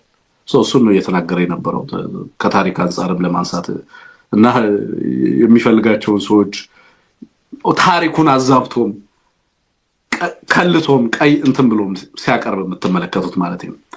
ሌላኛው አስገራሚው ነገር አሁን የላኩልህንም ጽሁፍታ የኢምራቲ ጋዜጣ ትላንት ኢትዮጵያ ውስጥ የነበሩ 134 ሰዎች በሽብር ወንጀል ተጠርጥረው ወይንም ደግሞ በሽብር እጅ ከፈንጅ ተይዘው በሽብር ወንጀል ተከሰሱ ነው የሚለው። በማን በማተልኮ ተሰጥቷቸው ነው የሚለው። ሰምታችኋል አይደል? በአይኤስኤስ እና በአልሸባብ በሚባለው የሶማሊያ አሸባሪ ቡድን በሁለቱ ተልኮ ተሰጥቷቸው ኢትዮጵያ ውስጥ ሲንቀሳቀሱ የነበሩ ቡድኖች ተያዙ። ስንት ሰዎች? 134 ሰዎች። አይኤስ ማለት ምን ማለት ነው? የተያዙትን ሰዎች ስም ዝርዝራቸውን አያችኋቸው? አባቶች ናቸው፣ ወጣቶች ናቸው፣ እህቶች ናቸው። አብዛኞቹ የአማራ ተወላጆች ናቸው። አብዛኞቹ ኦርቶዶክሶች ናቸው፣ የፕሮቴስታንት እምነት ተከታዮች ናቸው። በጣም ጥቂት ሙስሊሞች አሉበት። የነዚህ የአልሸባብና የአይኤስ አክራሪነት አልሸባብ ሶማሊያ ላይ የሚንቀሳቀስበት ምክንያት በግልጽ ሃይማኖታዊ ነው። አይኤስ በግልጽ የሚንቀሳቀስባቸውና የሚታገልበት ዓላማ ሃይማኖታዊ ነው። የአክራሪነቱ መሰረቱ አይዲዮሎጂካል ናሬቲቭ መሰረት ያደረገው ሃይማኖትን ነው። ሃይማኖትን in its extreme form እንተገብራለን። ከሶማሊያ መንግስት ጋር አልሸባብ የሚዋጋው ስቴት ስትራክቸሩን አልቀበልም ብሎ ነው። በሃይማኖት መመራት አለባት ሀገሪቷ ብሎ ነው። ኢትዮጵያውያንን ከዚህ ቡድን ጋር የአይዲዮሎጂ አይደለም የሃይማኖት ተመሳሳይነት የሌላቸውን ግለሰቦች በአይኤስ እና አልሸባብነት ተከሳለህ። የቴዲ አፍሮ ሙዚቃ ስለሰሙ ያንን ጽፎ ይዞ የወጣው ኢንተርናሽናል ሚዲያ ማን ቢሆን ጥሩ ነው? የዩናይትድ አረብ ኤሚሬት ጋዜጣ ኢትዮጵያውያኑ ተያዙ እጅ ከፈንጅ ከአልሸባብና ከአይኤስ ጋር ብሎ ይዞ ወጥቷል።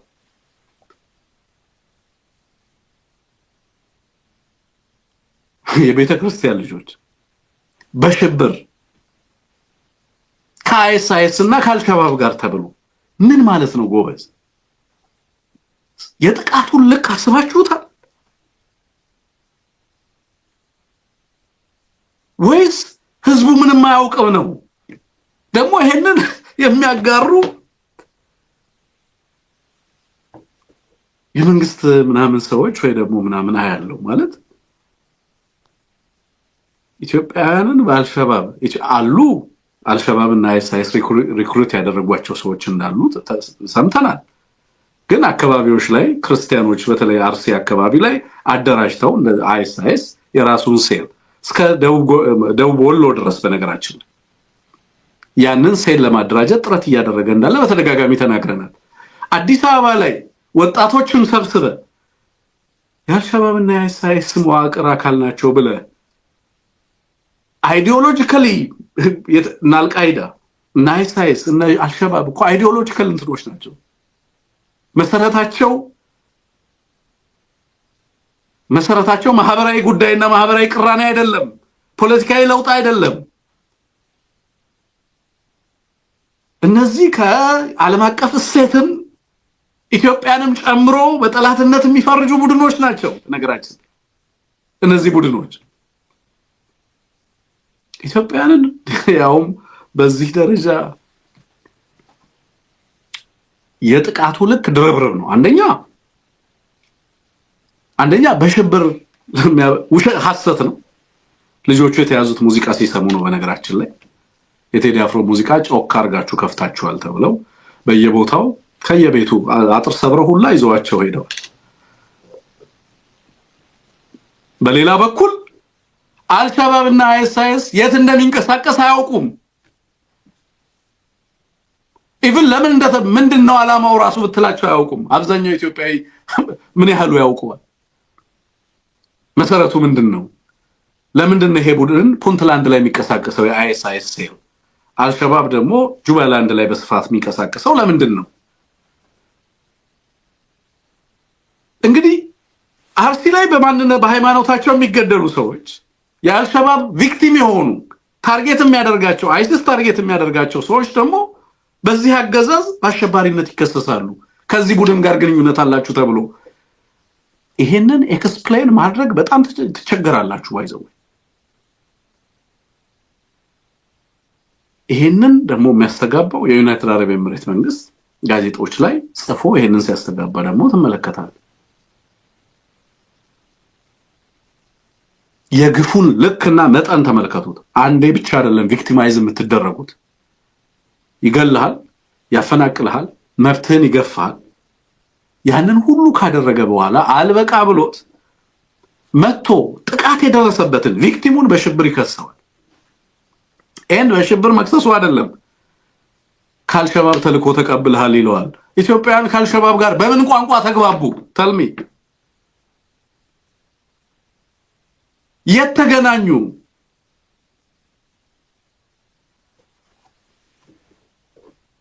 አልሸባብ ማለት ከአልቃይዳ ጋር የሚሰራ የአልቃይዳ አፊሌት የሆነ ድርጅት ነው። በነገራችን ከአልቃይዳ ጋር ሼር የሚያደርገው አክራሪነትን ነው። እና እዚህ መጥቶ ይሄ አገዛዝ ሬድዋን ሁሴን እና እሱ የሚመራው መስሪያ ቤት እና የአዲስ አበባ እና አብይ አህመድ መዋቅር ኢትዮጵያውያንን ካሉበት ከየጎዳናው ላይ ከየቤቶቻቸው ከመኖሪያ ቤቶቻቸው ሰብስቦ አምጥቶ በአልሸባብና በአይስ ተላላኪነት ከዛ ከአልሸባብና ከአይስ ጋር ደግሞ አገናኝቶ ዞሮ ደግሞ ጽንፈኞች ጋርም እዚህ ሀገር ውስጥ ካሉ ጽንፈኞችም ጋር ደግሞ ግንኙነት አላቸው ምናምን ሊል ማለት ነው። እንደዚህ አይነት የተወላገደ ምኑም የማይገባ ኖርዝ እና ሳውዝ የሌለው ፖለቲካ ድንቁርና ብቻ የሚገለጥበት ለመክሰስ ሰምሃው የሆነ ነገር እንትን አትልም እንዴ? የሆነ ምክንያታዊ ለማስመሰል እንኳን አትጥርም? እነ ሙሉጌታ እነ ጌታ መሳይን አምጥተህ በአልሸባብና በአይሲስ አቀንቃኝነት አምጥተህ የምትከስበት ምን አይነት ነውር ነው? ሀገሪቱ ውስጥ መንግስት ነው ተብሎ የመጣው እና በጣም ዲስኦሪየንት ያደርጋል። ይሄን ለማስረዳትም እንትን ለማለትም ማለት ነው።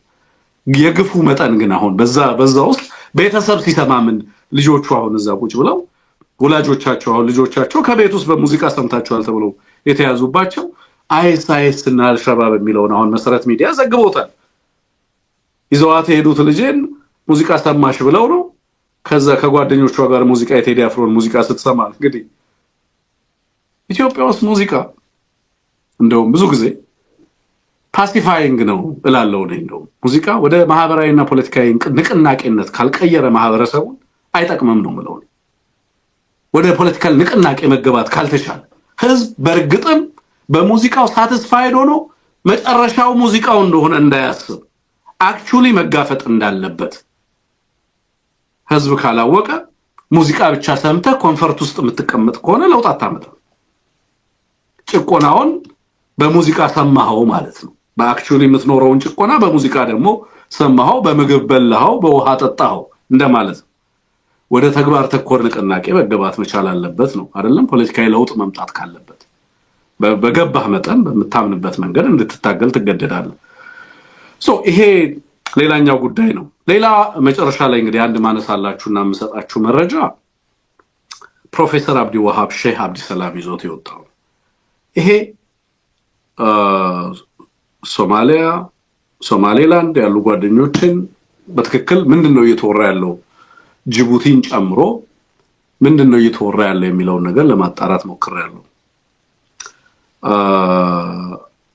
አብዲ ወሃብ የጻፈውን ነገር ላንብብላችሁ። ምንድነው የሚለው? ቴክኒሻናችን ምናልባት ስክሪንሻቱ ካለ ስክሪንሻቱን ልታሳየን ትችላለህ። ፕሮፌሰር አብዲ ወሃብ አብይ አህመድ ሐሰንና ፕሬዝዳንት ጊሌ ጅቡቲ ላይ ተገናኝተው ነበር ነው የሚለው። ይሄ ግንኙነት በዛ መድረክ ላይ የተነሳው ጉዳይ አብይ አህመድ አዲስ ፕሮፖዛል ይዞ መጣ ነው የሚለው። የት? ጅቡቲ አዲስ ፕሮፖዛል ይዞ መጣ። ማን? አብይ አህመድ። ለነማ? ለሐሰንና ለፕሬዝዳንት ኦመር ጉሌ። በዚህም ፕሮፖዛል መሰረት he said Djibouti will change into the whole Somali government and transfer to Dredave, Harawu na Auda regional ኢሴና ገደቡርሲ የሚባሉ ኢትዮጵያውያን የሚኖሩባቸውን አካባቢ ወይንም ኢሳ እና የገደቡርሲ ጎሳ የሚኖሩባቸውን አካባቢ እና ድሬዳዋን ጨምሮ ድሬዳዋን ይዛችሁ እስከ ሶማሌላንድ ድንበር ድረስ ነባሮቹ የኢሳና የገደቡርሲ ጎሳዎች የሚኖሩበትን አካባቢ ጨምሮ በስፋት የኢትዮጵያ ሶማሌ የሚኖርበት ከኦጋዴን ውጪ ያለው በስፋት የኢሳ የገደቡርሲ ሶማሌዎች የሚኖሩበትን ኢትዮጵያ ከጅቡቲና ከሶማሌላንድ ጋር ብሎም ከሶማሊያ ጋር የምትዋሰንበትን አካባቢ ለማለመስጠት ለጅቡቲ ለመስጠት ከሶማሌላንድም አውዳ ለሚባለውን የሶማሌላንድ መሬት ለጅቡቲ ተሰጥቶ ይሄንን ሰፊ ቴሪቶሪ ይሄን ሰፊ ቀጠና የሶማሌ ተወላጆች ያሉበትን ነባር ገደቡርሲዎች እና ኢሳዎች የሚኖሩበትን አካባቢ ለጅቡቲ ለመስጠት ማን ነው ይሄንን ፕሮፖዛል የሚያቀርበው? አብይ አህመድ። ለሶማሊያስ ሌላኛውን የኦጋዴንን ሰፊውን የኦጋዴን ግዛት ይዞ ያለውን የኢትዮጵያ ግዛት ለሶማሊያ ለመስጠት ቀሪውን የኢትዮጵያን የኢሳቆች የሚኖሩበት አለ ከሶማሌላንድ ጋር የሚዋሰን ፓርት እሱንም ጨምሮ ለሶማሊያ ለመስጠት ኢትዮጵያ በአንጻሩ የምታገኘው አፋሮች በጅቡቲ ውስጥ የሚኖሩ አፋሮች የሚኖሩባትን ኮሪደር እና አፋሮቹን ወደ ኢትዮጵያ ለማምጣት በዛም አፋሮቹ ያሉበትና የሚኖሩበትን አካባቢ ይዞ እሱን አካባቢና መሬት ወደብም ስለሚኖረው አፋሮችን ወደ ኢትዮጵያ የጅቡቲ ያሉ አፋሮች ያው ከሶማሌ እንግዲህ ጅቡቲ ያለው የመንግስት እንደምታውቁት ነው መርጉሌን ጨምሮ የሶማሌ ተወላጆች ናቸው። አፋሮቹ በአንድም በሌላ መንገድ ከስልጣን የተገለሉ ናቸው። በዚህም የራሳቸውን የፖለቲካዊ እንቅስቃሴና ንቅናቄ ያደርጋሉ።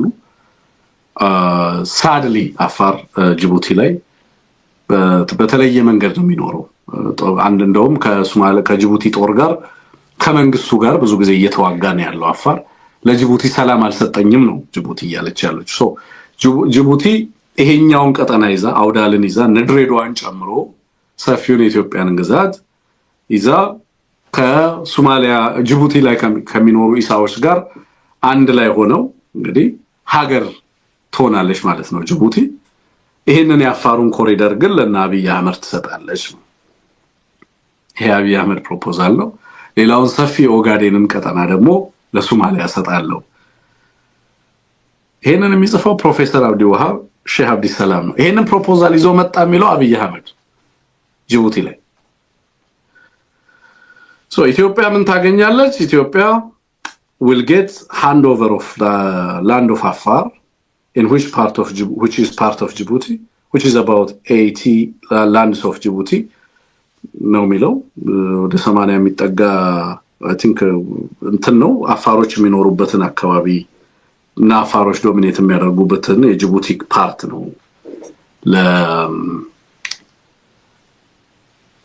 ለኢትዮጵያ ሊሰጥ የታሰበው። ሰፊውን የኢትዮጵያ ግዛት ደግሞ አንደኛውን ለጅቡቲ ሌላኛውን ለሶማሊያ ለመስጠት አብይ አህመድ ፕሮፖዛል አቀረበ ነው የሚሉት። ይሄ ምን ይነግረናል? ለኔ አብይ አህመድ ወደብ ለማግኘት እየሄደበት ያለው ርቀት ሳይሆን ሊፈጥር የሚፈልገው ይሄ ነገር አሁን እንግዲህ ፕሮፌሰሩን የጻፈው ሰውየው በጣም የሚታወቅ ሰው ነው። በነገራችን ላይ አብዱ ወሃብ ሼክ አብዱሰላም በደም የሚታወቅ ሰው ነው። በሶማሊያ ፖለቲካ ውስጥ አክቲቭሊ ኢንጌጅ የሚያደርግ ነው። ፓን ሶማሊ የሆነ የፖለቲካ ሰው ወይንም ማህበራዊ በፖለቲካ እና ማህበራዊ ተጽዕኖ ፈጣሪነት የሚታወቅ ግለሰብ ተራ ነገር አይደለም። በነገራችን ላይ በጣም በስፋት ጅቡቲ፣ ሶማሊያ፣ ሶማሌላንድ እየተወራ ያለ ነገር ነው አሁን እያወራ ያለው። በቃ ትልቁ ሰሞኑን ያለፉት 2 ቀናት ኢትዮጵያ ውስጥ ያለው ሁኔታ ያው የምታውቁት ከሙዚቃው ጋር የተገናኘ ነው። ሌሎቹ ሀገራት ግን የሚወራው ይሄ ነው። ምንድነው ከዚህ ላይ ያተርፍ የፈለገው አብይ አህመድ? አዲስ ጂኦግራፊ፣ አዲስ መልክ፣ አዲስ ቅርጽ ያላት ሀገር የመፍጠር ፍላጎት አለው። ዶሚናንትሊ የኢትዮጵያ ሰፊ ግዛቶች የሚባሉ አካባቢዎችን መስጠትና ኢትዮጵያን ወደ ሆነ ነገርነት ሬዲዩስ ማድረግ ከዛም በኋላ የኩሽ ሪፐብሊክ እያለ ከዚህ በፊት ሌሎችን በተለይ ደግሞ በውስጡ ያሉ ማህበረሰቦችን በተለያየ መንገድ ለማታለል የሚያደርጋቸው ጥረቶች አሉ። በተደጋጋሚ እንደዛ አይነት ማታለያዎችን ለማቅረብ ጥረት እያደረገ እንዳለ በግልጽ ትመለከታላችሁ ማለት ነው። እነዚህ ነገሮች እንግዲህ የት ያደርሱታል ምናየው ነው የሚሆነው። ግን ሽንፈት ባጋጠማቸው ቁጥር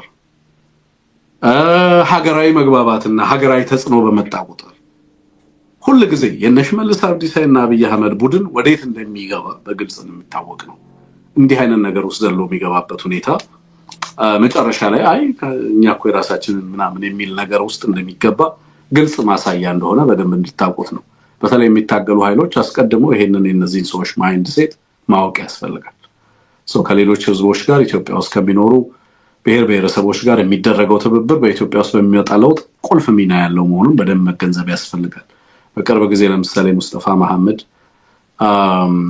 መጥቶ የተናገረው ነገር አለ። ለምሳሌ ህወሓት ቢመጣ እኛ እንሄዳለን እንገነጠላለን የሚል ነገር እንዲናገር ምናምን ነበር ሰሞኑን ማለት ነው። ኢምፕሊኬሽኑም ዝም ብሎ ተራ ነገር አይደለም። ምን ማለት እንደተፈለገ ግልጽ ነው። ኦህዴድ ካልሆነ ስልጣን ላይ ያለው ኮምፈርተብል አይደለም። በህግ ሳይሆን የምንመራው የምንፈልገው ፕሪፈር የምናደርገው ሬስ አለ እያለ ነው ያለው which is apartheid በእኔ እምነት። አንድ ቡድን ይሄኛው ቡድን ስልጣን ላይ ሲኖር ነው የምንገዛው፣ ይሄኛው ሳይኖር ደግሞ እንሄዳለን ምናምን የሚለው ነገር ምን ያህል ስቴቱ ሀገረ መንግስቱን የሚመሩ ሰዎች ምን አይነት ሰዎች እንደሆኑ ምን አይነት አስተሳሰብ እንዳላቸው በደንብ በግልጽ የሚታይ ነው ብዬ ነው የማስበው በእውነቱ። ያንን ዝም ብሎ እንዲናገር አይደለም የተፈለገው። ኤኒዌይ ይሄንን አይነት እንቅስቃሴ ግን መጀመራቸውን ነው ፕሮፌሰሩ የተናገረው። እንግዲህ ተጨማሪ መረጃዎችን በዚህ ጉዳይ ላይ ለማግኘት ጥረት እናደርጋለን።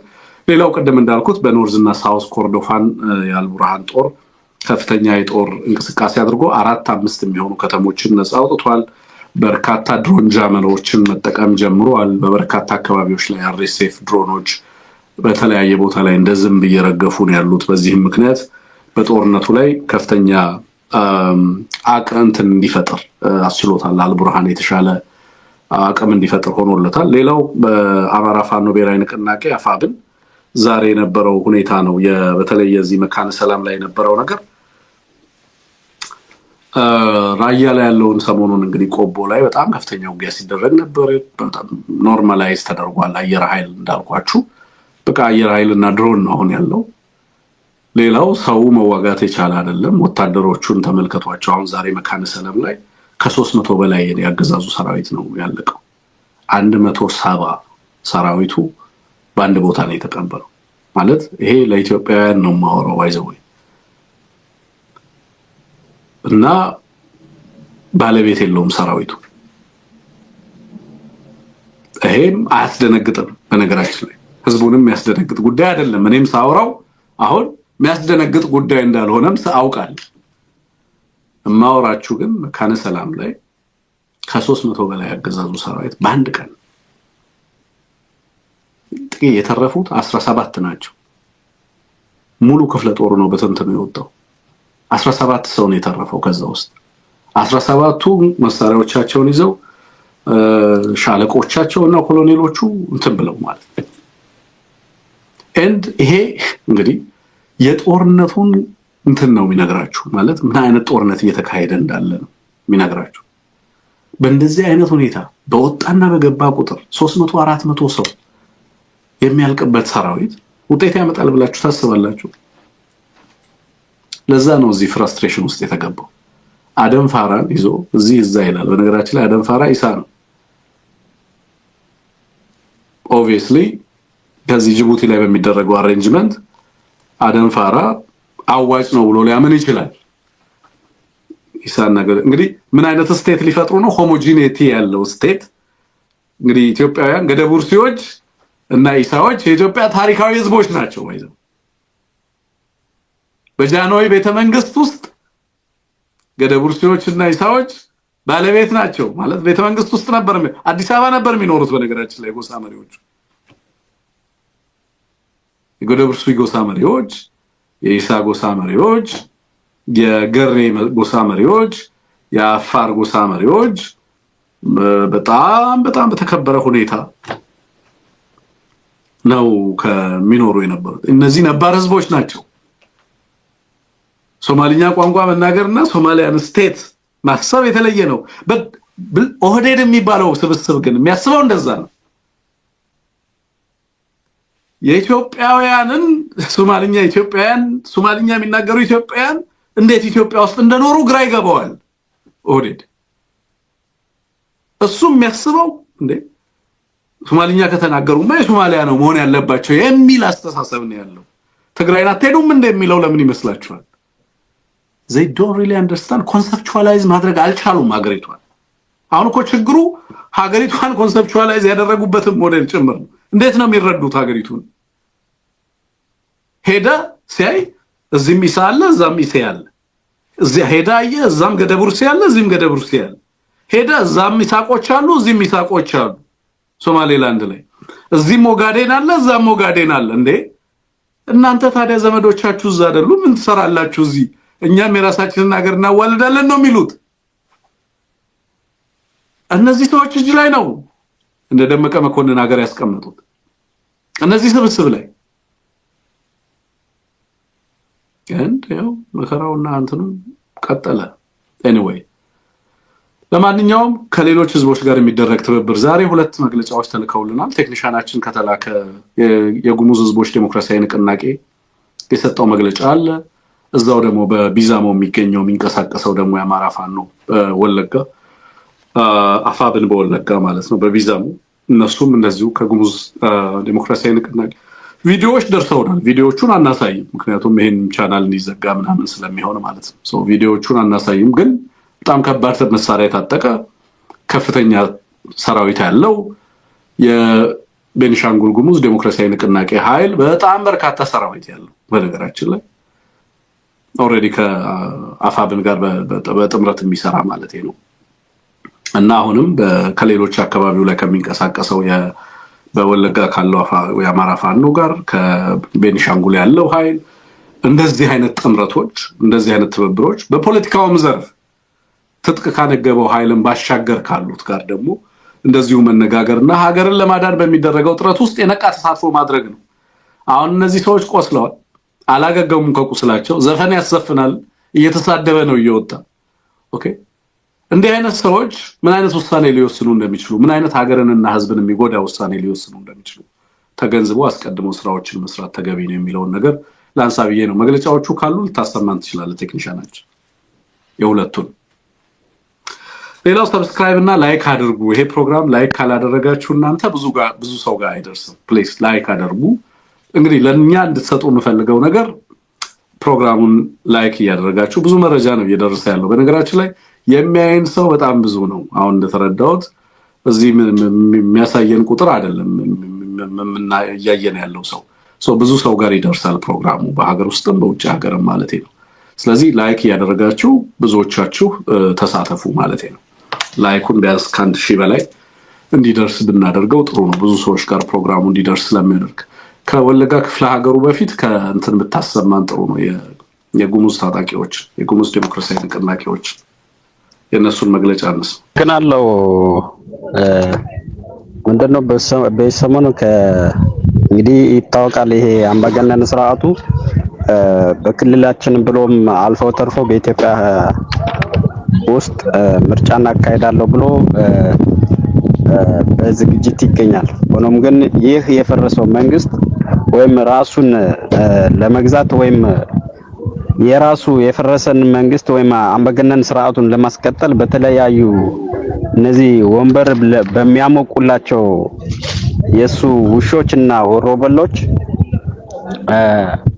እየደገፉት ይገኛል። ሆኖም ግን እኛ ያደረግነው በዚህ ሰዓት ላይ አንደኛው ይህ የሚካሄደው የማጭበርበሪያ ምርጫ በክልላችን ዙሪያ እንደማይካሄድ ጠንቅቆ እንዲያውቅልን፣ ምክንያቱም ይህ ምርጫ የሚካሄደው ምርጫ ለህዝባችን እንደማይበጅ ህዝባችን ወደ አልተባለና ወደ ማንነቱን የሚያጣበት ምርጫ እስከሆነ ድረስ ይህ የሚካሄደው ምርጫ የውስን ግለሰቦች የስልጣን ማራዘሚያ እስከሆነ ድረስ ምርጫው በክልላችን ውስጥ እንደማይካሄድ ልናረጋግጥ እንወዳለን።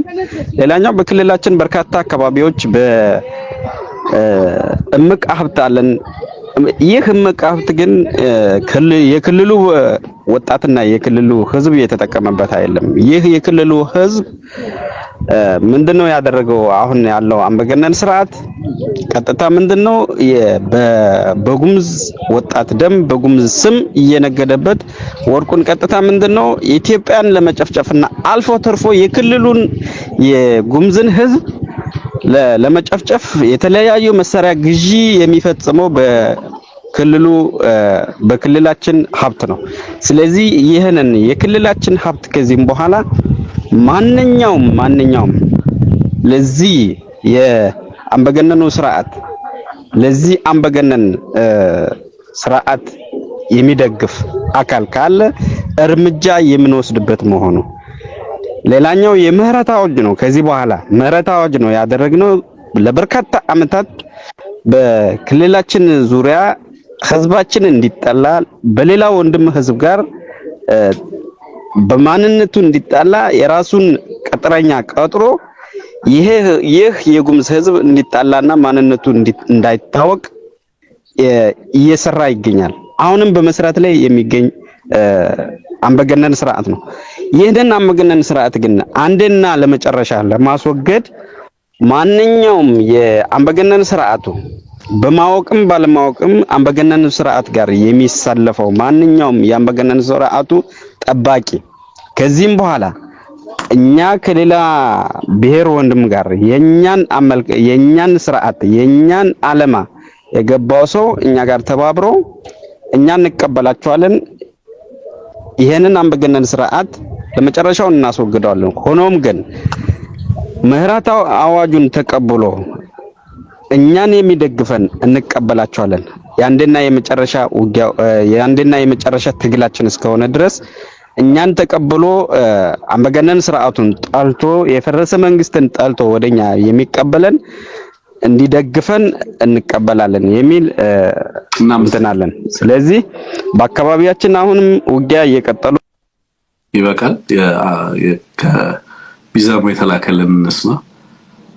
በህብረት እንግዲህ አማራውን፣ ኦሮሞውን፣ ጉሙዙን፣ ሽናሻውን እዛ አካባቢ ላይ ያሉ ህዝቦችን ለማቀራረብ መጠነ ሰፊ ስራ እየተሰራ ነው። በነገራችን ላይ አካባቢው ላይ በቀጥታ የድሮን ጥቃትና ድብደባ እና የአየር ድብደባ ነው ማድረግ የቻለው። ሰራዊቱን ወደዛ መላክ የማይችልበት ደረጃ ላይ ደርሷል።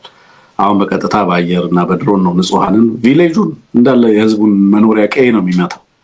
በአየር ምናምን በሚግ ምናምን ነው የሚመታው። ኢንዲስክሪሚኔትሊ ትምህርት ቤቶችን ምናምን ነው የሚመታው። በቃ የመጨረሻ ተስፋ ቆርጧል። መግባት አይችልም ሰራዊቱ፣ ግን ደግሞ በአየር ኃይል እንደዚህ ድብደባ ይፈጽማል። እነሱ ግን ህዝቡን የመጠበቅ ግዴታ ኃላፊነቱ አሁን እነሱ ላይ ወድቋል። ስለዚህ በጉሙዝና በአማራ በጉሙዝና በሽናሻ በጉሙዝና በኦሮሞ ህዝቡን እንዲቀራረብ እያደረጉ ኃላፊነቱን እየተወጡ ያሉት እነዚህ ናቸው። እንግዲህ አሁን እነሱ ናቸው መግለጫውን የላኩልን። የወለጋ ክፍለ ሀገር የቢዛሞ ዞን የእነሱንም ንግግር እንስማና ማጠቃላይ ሀሳብ እንሰጣለን። አመሰግናለሁ ወንድም አንሙት። እኔ ንጉሴ ዋለልኝ እባላለሁ። በአማራ ፋኖ ብሔራዊ ንቅናቄ የቢዛሞ ቀጠና ሰብሳቢ ነኝ። እኛ በምንንቀሳቀስባቸው አካባቢዎች በተለይ በሶስቱ ዞኖች የወለጋ ሶስቱ ዞኖች ማለት ነው።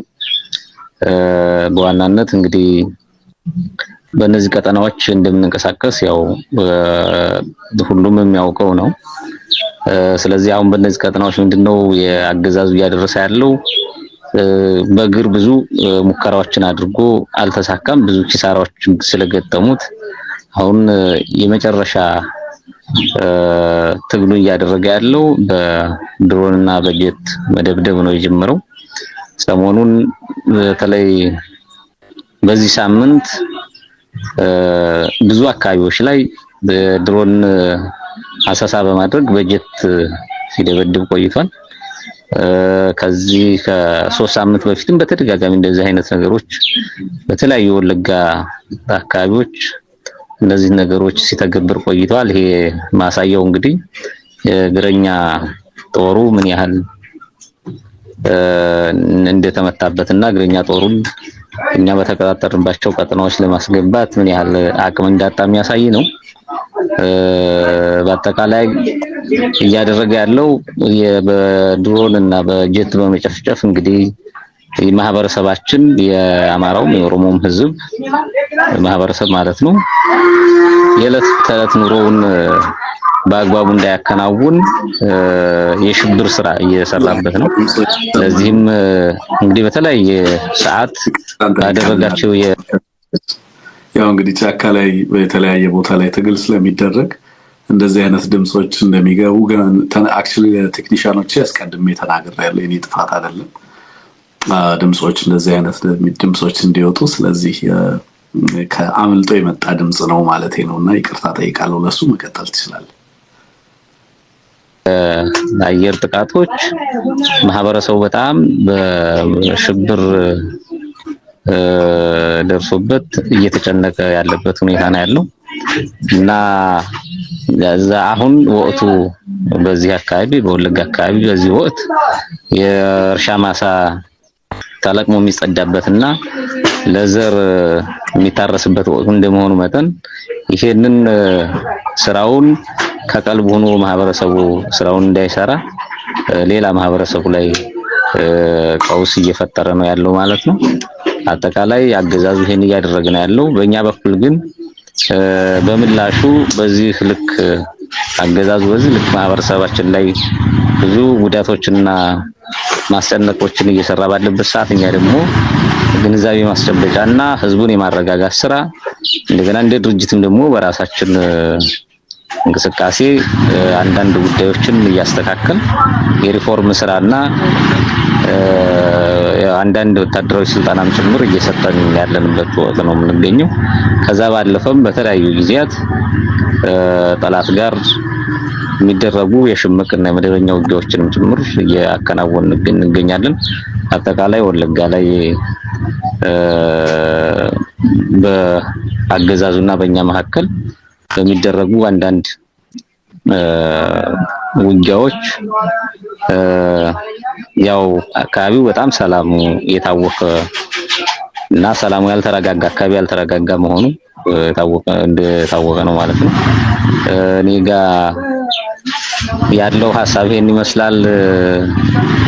ባጭሩ አንሙት። አመሰግናለሁ። እግዚአብሔር ይስጥልኝ። እናመሰግናለን። እሺ አጠቃላይ ያለውን ነገር እንድትሰሙት ነው። አክቹሊ የጉሙዝ ኃይሎች ያላቸው ኃይል ምን ይመስላል የሚል ነው። ከፍተኛ ኃይል መገንባት ችለዋል። በነገራችን ላይ በቅርብ ጊዜ የተደራጀ ኃይል አይደለም፣ ረጅም ጊዜ ያለ ኃይል ነው። ግን በጣም ከባድ የሚባል አቅም መፍጠር ችለዋል። ከአሁን ፖለቲካዊ ስራዎችን እና ትስስሮችም ቀጠናዊ ትስስሮችን መስራት ጀምረዋል። ያው በቅርብ ጊዜ አርበኛ ዘመንንም ተመልክታችሁታል። በተለይ በአማራና በጉሙዝ ህዝብ፣ በኦሮሞና በአማራ ህዝብ መካከል በወለጋ በቤኒሻንጉል የሚገኙ ህዝቦችን ሰላማቸውን፣ ደህንነታቸውን ለማስጠበቅ የህዝብ ለህዝብ ትስስሩ አብሮነቱና አንድነቱ እንዲጠናከር በርካታ ስራዎች እየተሰሩ እንዳሉ ተመልክታችኋል። ከዛ አንጻርም ነው ይህንንም መግለጫ ለመስጠት የሞከሩት። ሁለት ነገሮች አንስተዋል የጉሙዝ ታጣቂዎች በመግለጫቸው። አንደኛው ምርጫን በተመለከተ ነው። ይሄ ዩናኒመስሊ በነገራችን ላይ አይ ቲንክ መራራም ትላንት ከሪፖርተር ጋር ዛሬ መሰለኝ ሲያወራ የሰማሁት እንደውም የፕሮፌሰር መራራን ንግግር የተወሰነ መስማት እንችላለን።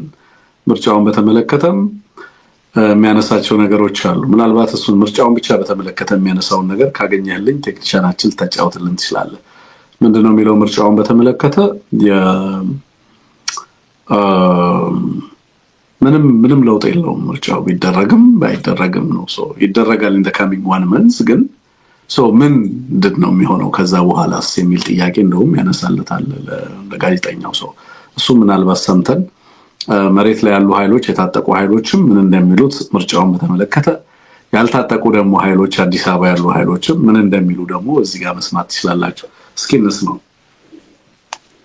አዲስ አበባ አካባቢ በተወሰነ ደረጃ መሳተፍ ከዛ ውጪ ሶስት ያልኩኝን ሁለት መሰረታዊ ችግሮችን መፍታት እንደማይችል ተነጋግረን ወስነን ነው ወደዚህ የገባ ነው። ሁለቱ ምንድነው እንግዲህ ይሄ ምርጫ አንድ ሰላምና መረጋጋትን አያመጣም። ያው አንደኛው ምርጫው ሰላምና መረጋጋትን አያመጣም ነው እያለ ያለው መራራ። እነሱ አዲስ አበባ ላይ ያው ላለመሰረዝ አዲስ አበባ ላይ በተወሰኑ ቦታዎች ላይ እንደሚወዳደሩ ተናግረዋል ከዚህ በፊት።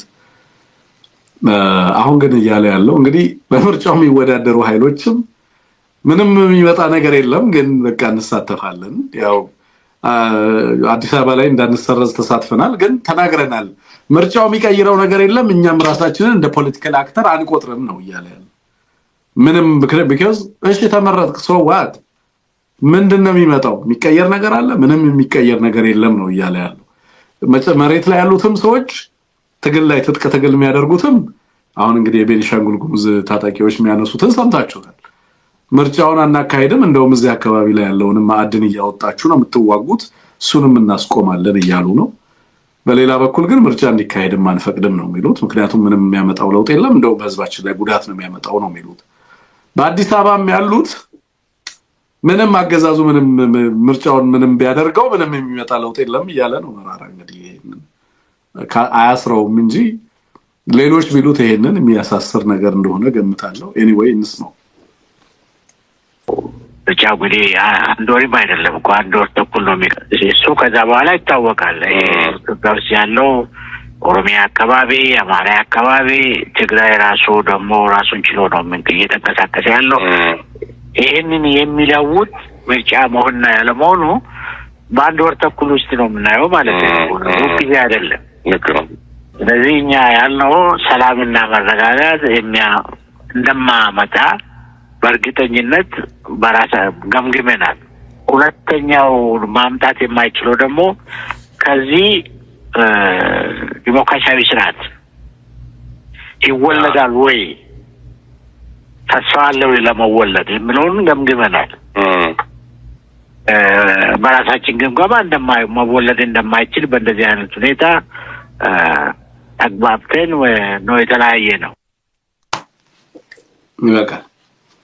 በቃ ምንም እንግዲህ ፖለቲከኞቹ የፖለቲካ ሳይንስ መምህሮቹ ትግል ላይ ትጥቅ ትግልም የሚያደርጉት ምንም የሚረባ ነገር የለም ብለው ዲስክሬዲት አድርገውታል። ሂደቱም ዲሞክራሲያዊ ፕሮሰስን የሚያሳይ አይደለም። ሀገሪቱ ውስጥ ያለው ነባራዊ ሁኔታም ለምርጫ መቼ አይደለም። ስለዚህ ሁሉም በዚህ ሂደት ውስጥ ከህዝቡ ውጪ ያለው የፖለቲካ አክተር የሚባለው በመሬት ላይ በትግል የሚያደርገው ፖለቲካ ተሳትፎ ውስጥ በሂደት ውስጥም ተሳታፊ ነበርን የሚሉ ኃይሎችም ምንም የሚመጣ ነገር የለም። የሀገሪቱ ውስጥ ያለውን ቀውስ እንኳን ማስቆም አይችልም ምርጫው ነው እያሉ ያሉት ሰው። ከዚህ በላይ እኔ ብዙ ልልበት የሚችለው ምንም ነገር ስለሌለ ከልብ ነው የማመሰግነው። ነገ ምን እናደርጋለን? የኤቢሲን እነዚህ ያልኳችሁን የሳተላይቱን ስም በጋራ እናጸድቃለን። ሁላችሁም ተገኝታችሁ ድምጽ ቮት እንድታደርጉ ደስ ይለኛል። ስለዚህ ነገ እናመጣላችኋለን ቢያንስ 5 ወይ 10 ህዝብ የላከልንን ጥቆማዎች ከነዛ ውስጥ አንደኛውን ፒክ እናደርጋለን። እስካሁን ግን የሳተላይቱ ስም ምን ይሁን የሚለውን ያላካችሁልን ሰዎች ካላችሁ በእባካችሁ አሁንም ላኩልን። ከቻላችሁ ከነ ምክንያቱ ከየሰጣችሁበት ስያሜ ጭምር እሱንም ትንሽ ብታብራሩልን ደስ ይለናል። በነበረን በቆይታ ከእጅግ አድርጌ አመሰግናለሁ። ባላችሁበት መልካም ምሽት መልካም ጊዜ ይሁንላችሁ። ኤቢሲን ወደ ሳተላይት እናመጣዋለን፣ ለሚሊዮኖች ተደራሽ እንዲሆን እናደርገዋለን ነው የኛ መልእክት። በዛም እንግዲህ በጣም በርካታ ለውጦችን እናሳካለን ብለን እናስባለን። የጀመርነውን መቋጨት ይኖርብናል። ስለዚህ ወደዛ በምንሄደው ጥረት ውስጥ የእናንተ ድጋፍና ተሳትፎ ደግሞ በጣም ያስፈልገናልና ኤቢሲን ወደ ሳተላይት እንዲመጣ መደገፍ ፈልጋለሁ የምትሉ ሰዎች ሲደመር 1723093725 ላይ በዜል አሚን በቀጥታ መልእክት መላክም ትችላላችሁ። ዜልና ካሻፕን መጠቀም ትችላላችሁ። ግን ፍቃደኛ ከሆናችሁ መጀመሪያ ፍቃደኝነታችሁን ብትገልጹልን ጥሩ ነው። በስልክ ቁጥራችን ሲደመር 1723093725 ላይ ብታሳውቁን ለማለት ነው። ለነበረን ጊዜ ቆይታ ከልብ ነው ማመሰግነው። ጤና ይስጥልን።